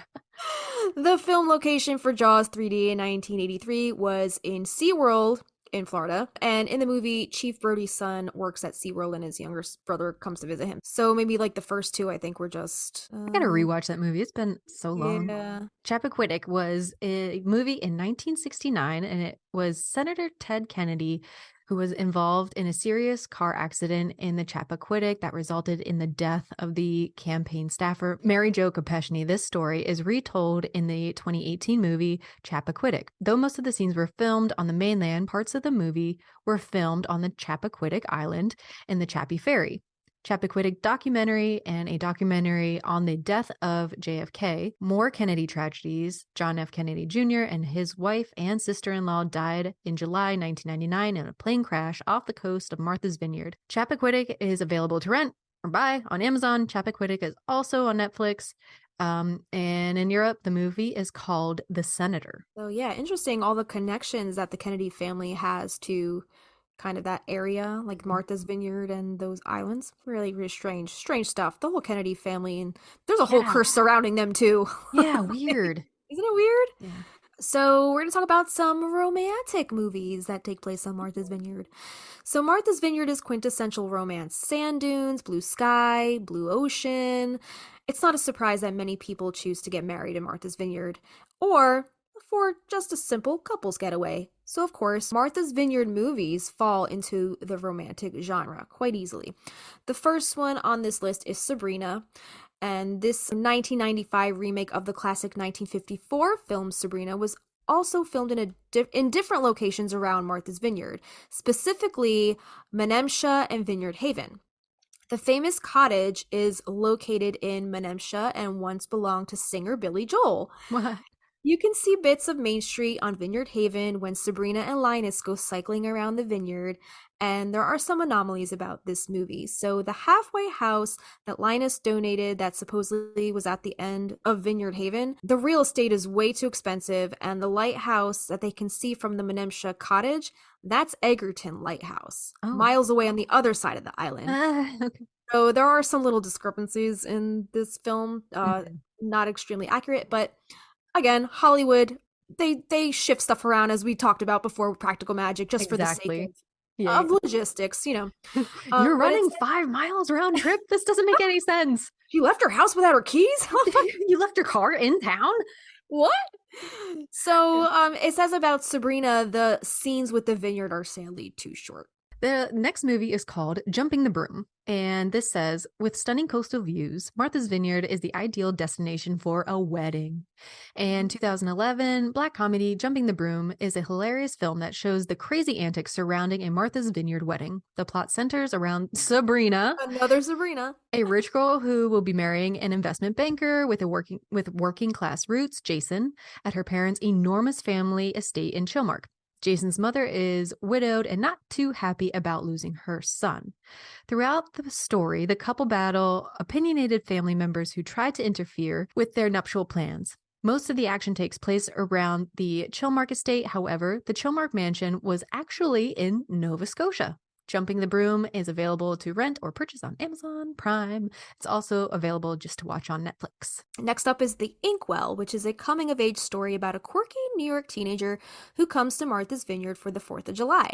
He's fairly innocent and sheltered, unlike the cousins of the same age that he visits. Once again, like Jumping the Broom, class differences among African Americans are explored. The vacation involves 2 sisters, their families, and their mother. One husband is a black Republican and the other is a former Black Panther. So subtle class differences involve questions like whether one can play tennis or not. This is so random, tennis. Yeah. This movie showcases an older looking Oak Bluffs with giant American cars on the street. The arcade also merits a scene in the movie, and lots of the movie though was filmed with North Carolina standing in for Martha's Vineyard. Oh wow. So this next one sounded familiar, so I looked it up. This one's called Stuck on You, and I think it's about, okay, I'm going to read it, but part of the cast, I'm just going to say Matt Damon, Ava Mendes. All right, I'm going to go over this again, but Cher's in this movie. Cher? Cher. I had no idea. Cher, okay. I know she acted, but I never heard of this movie. So. Yeah. I had to look, I've never seen it, but the premise I remember seeing, I was like, this looks so stupid. So the 2003 movie Stuck on You is a tale of conjoined twins, Bob and Walt Tenner, played by Matt Damon and Craig Kinnear. The brothers' wild adventures take them from their home on Oak Bluffs to Hollywood so Walt can pursue an acting career. Stuck on You is directed by Bobby and Peter Farley, who have been known to frequent the island. So then a couple other Martha's Vineyard-based low budget, and I mean lowest of the low budget, that are available on Amazon Prime are The Eve, which is a 2015 horror thriller film about a group of 4 friends who travel to Martha's Vineyard to ring in the new year. Soon they start dropping like flies. Is the killer among them, or is there an unknown menace tracking them in their remote cabin? Wow. Yeah, that sounds horrendous. And then the second one is Off Season, which is a 2017 independent horror film about a rich woman who flees a financial mess created by her husband and rents a cottage on Martha's Vineyard. Are there dark and murderous locals that reside on the island during the winter? The dialogue, acting, and film quality are terrible, so don't say we didn't warn you. Don't say we didn't warn you. Yeah. So there are some movies that pretend to be set in Martha's Vineyard but are actually filmed elsewhere. So the first one is Ghost, or also The Ghost Writer, from 2010. And this is a political thriller where the main character is supposed to reside on Martha's Vineyard, at least according to the book on which it is based. The film was shot mostly in Germany because Roman Polanski couldn't return to the US without facing rape charges. Oh, God. Wow. And the second one is called Losing Chase from 1996. And it's a romantic film which was the directorial debut of Kevin Bacon. Oh my God.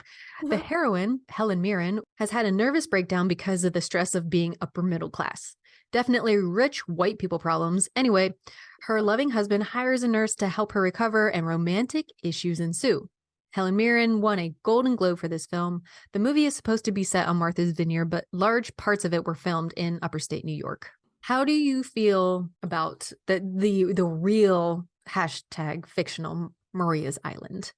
Wait, the real fictional Maria's Island. That statement, that question confuses me. Can you be more specific? The use of Coopville mixed with a little bit of New England.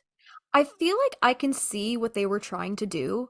Mm-hmm. If they were using the zip code kind of as a nod because they wanted to film in Massachusetts and the movie took place in Massachusetts, but they actually had to film in Washington, I could see if they did it as like an Easter egg, kind of like, you know, little nod to Massachusetts, the real deal, what it was actually like, the island that actually maybe inspired the location for the film. I could see why they would do that. But then ultimately at the end of the day, I'm like, well, Maria's Island's fictional. Yeah. Martha's Vineyard is a real place. Yeah. Why would they give a fictional town in a movie a real working zip code? I just still don't understand. I still kind of don't understand it. I don't know. If we ever got to like sit down and talk with somebody who actually worked logistics and like maybe worked that into the script or into the set designers, I want to know who was responsible for that sign. Who did this? Who did this? I now knowing what I know, like where they were walking, what the direction they were going, what they passed. The town now is only one street. All the town shots are just on that one street. And before it felt so much bigger, I guess, because like the close-ups of like the kids getting the ice cream or them waiting outside the shop, you're like, oh, this could be down that street. It's just all one street because it's so picturesque. It gets great light. It has the ocean. I just think it's really interesting that we kind of triangulated where everybody was. Yeah, another thing that I'm kind of trying to like work out in my mind is like Maria's Island in the movie. Are we thinking that this is like a small kind of quaint island? Because now remember, like this is where Maria came to plant her roots, right? When she got banished, I guess, from wherever she was. Are we going off the book or off the movie? Off the movie. Okay. So like, in the beginning of the film, she was banished to her own island because she was shunned by the town or whatever. This seems like maybe a smaller kind of island because she established it as her own. So it must not have been established yet if she's establishing this island as her own. Yeah, I'm confused. If she was banished to that island where her gallows was, right? How did it become inhabited later on? You know what I mean? If she had her daughter and she's the only person on that island. Right. How did it get developed? Unless people kind of migrated there and then, I don't know. I have no idea. There's so many questions because we know how different the movie is from the books, right? The movie doesn't necessarily really go into all of that. It doesn't dive further into her origins and her backstory. When those opening credits are happening and we see all the Puritans, are there any ships or anything we see? I don't think there are. So these Puritans just like run off after she jumps. Yeah, I didn't notice any ships, but yeah, they just like kind of scatter like cockroaches. Yeah. Cockroaches.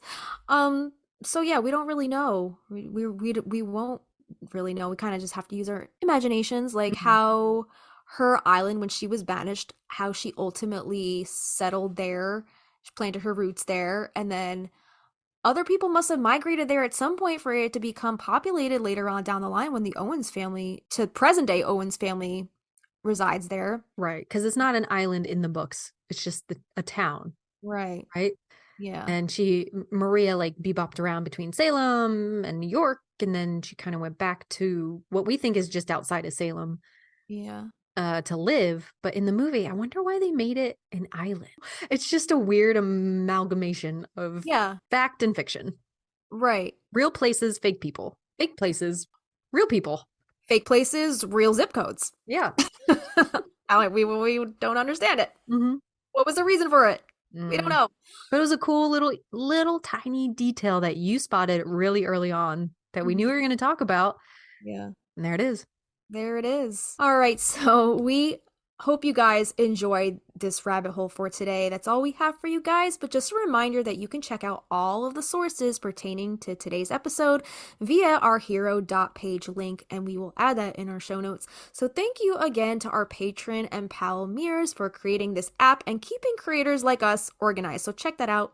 If you're trying to keep your lists in order, go sign up for an account on Hero page. Next up, we have our Patreon. If you guys want to support the podcast, you can, support us on our Patreon anywhere from $1 to $15. We have various tiers that you can sign up with and get some really cool rewards in return. So on our $1 tier, that's our seedlings. This gets you access to our patron-only polls where you get to weigh in on what topics you think we should talk about next. It also gets you our monthly calendar so you can see what topics we have coming up for the month, because we don't advertise those anywhere else. So you'll be the first to know if you are under this tier, and also you get a welcome shout out on the show. Next up, we have our $3 Lavender Bud tier. And with this tier, you get our show notes for each episode in an aesthetically pleasing PDF. You get our after hours posts. If there's any extra tidbits or behind the scenes info pertaining to any of our episodes, we'll post those along with a blog post or any extra photos if we have those. And then you also get access to our specially curated Spotify playlists. We have already created playlists for our WMSR episodes, as well as production dream playlists for each song-isode, what we want our songs to sound like when we eventually get those produced. So we have created playlists for all of those. So you get those under our $3 tier.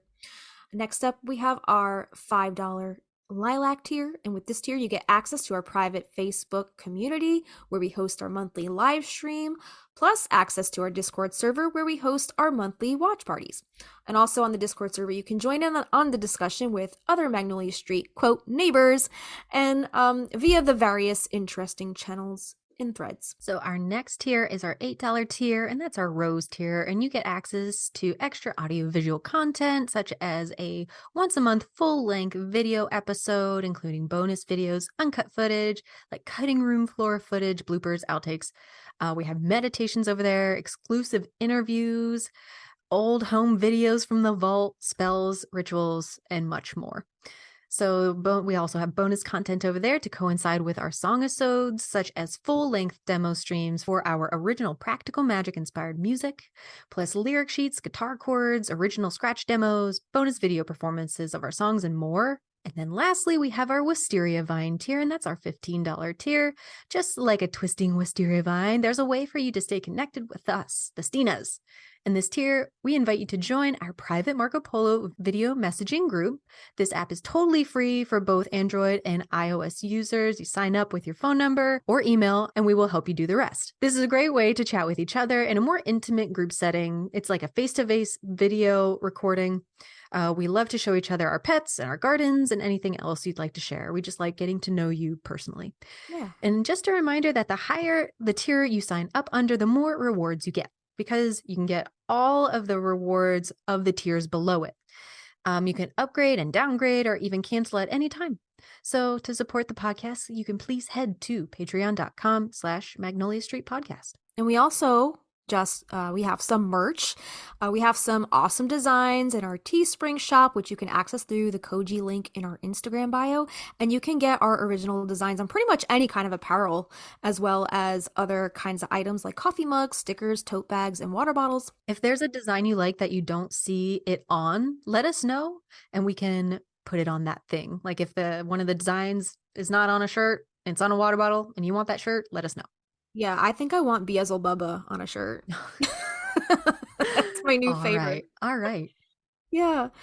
So we do have an upcoming event that Kristina told us a little bit about earlier on in the podcast.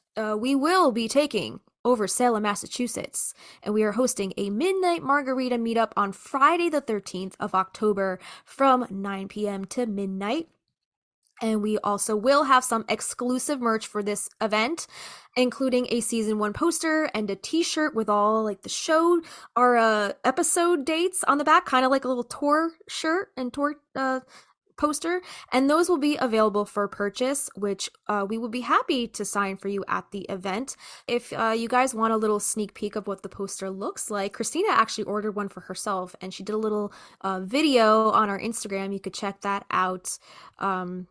But those will only be available for a limited time release to celebrate or commemorate season 1. I'm pretty sure we're going to do through November 1st, right? Spooky season. Yeah, spooky season release. Yep, that's right. So be sure to RSVP to our event via the Eventbrite link, which is where you can also find the update about the event location. The link will be in our show notes, and it is also in our Koji link in our Instagram bio. And space is limited, so if you guys want to come through, make sure you RSVP. And it is a generous love donation. You don't have to, it's not like a set ticket price, but we would appreciate anything you want to donate. All of that goes to supporting the podcast.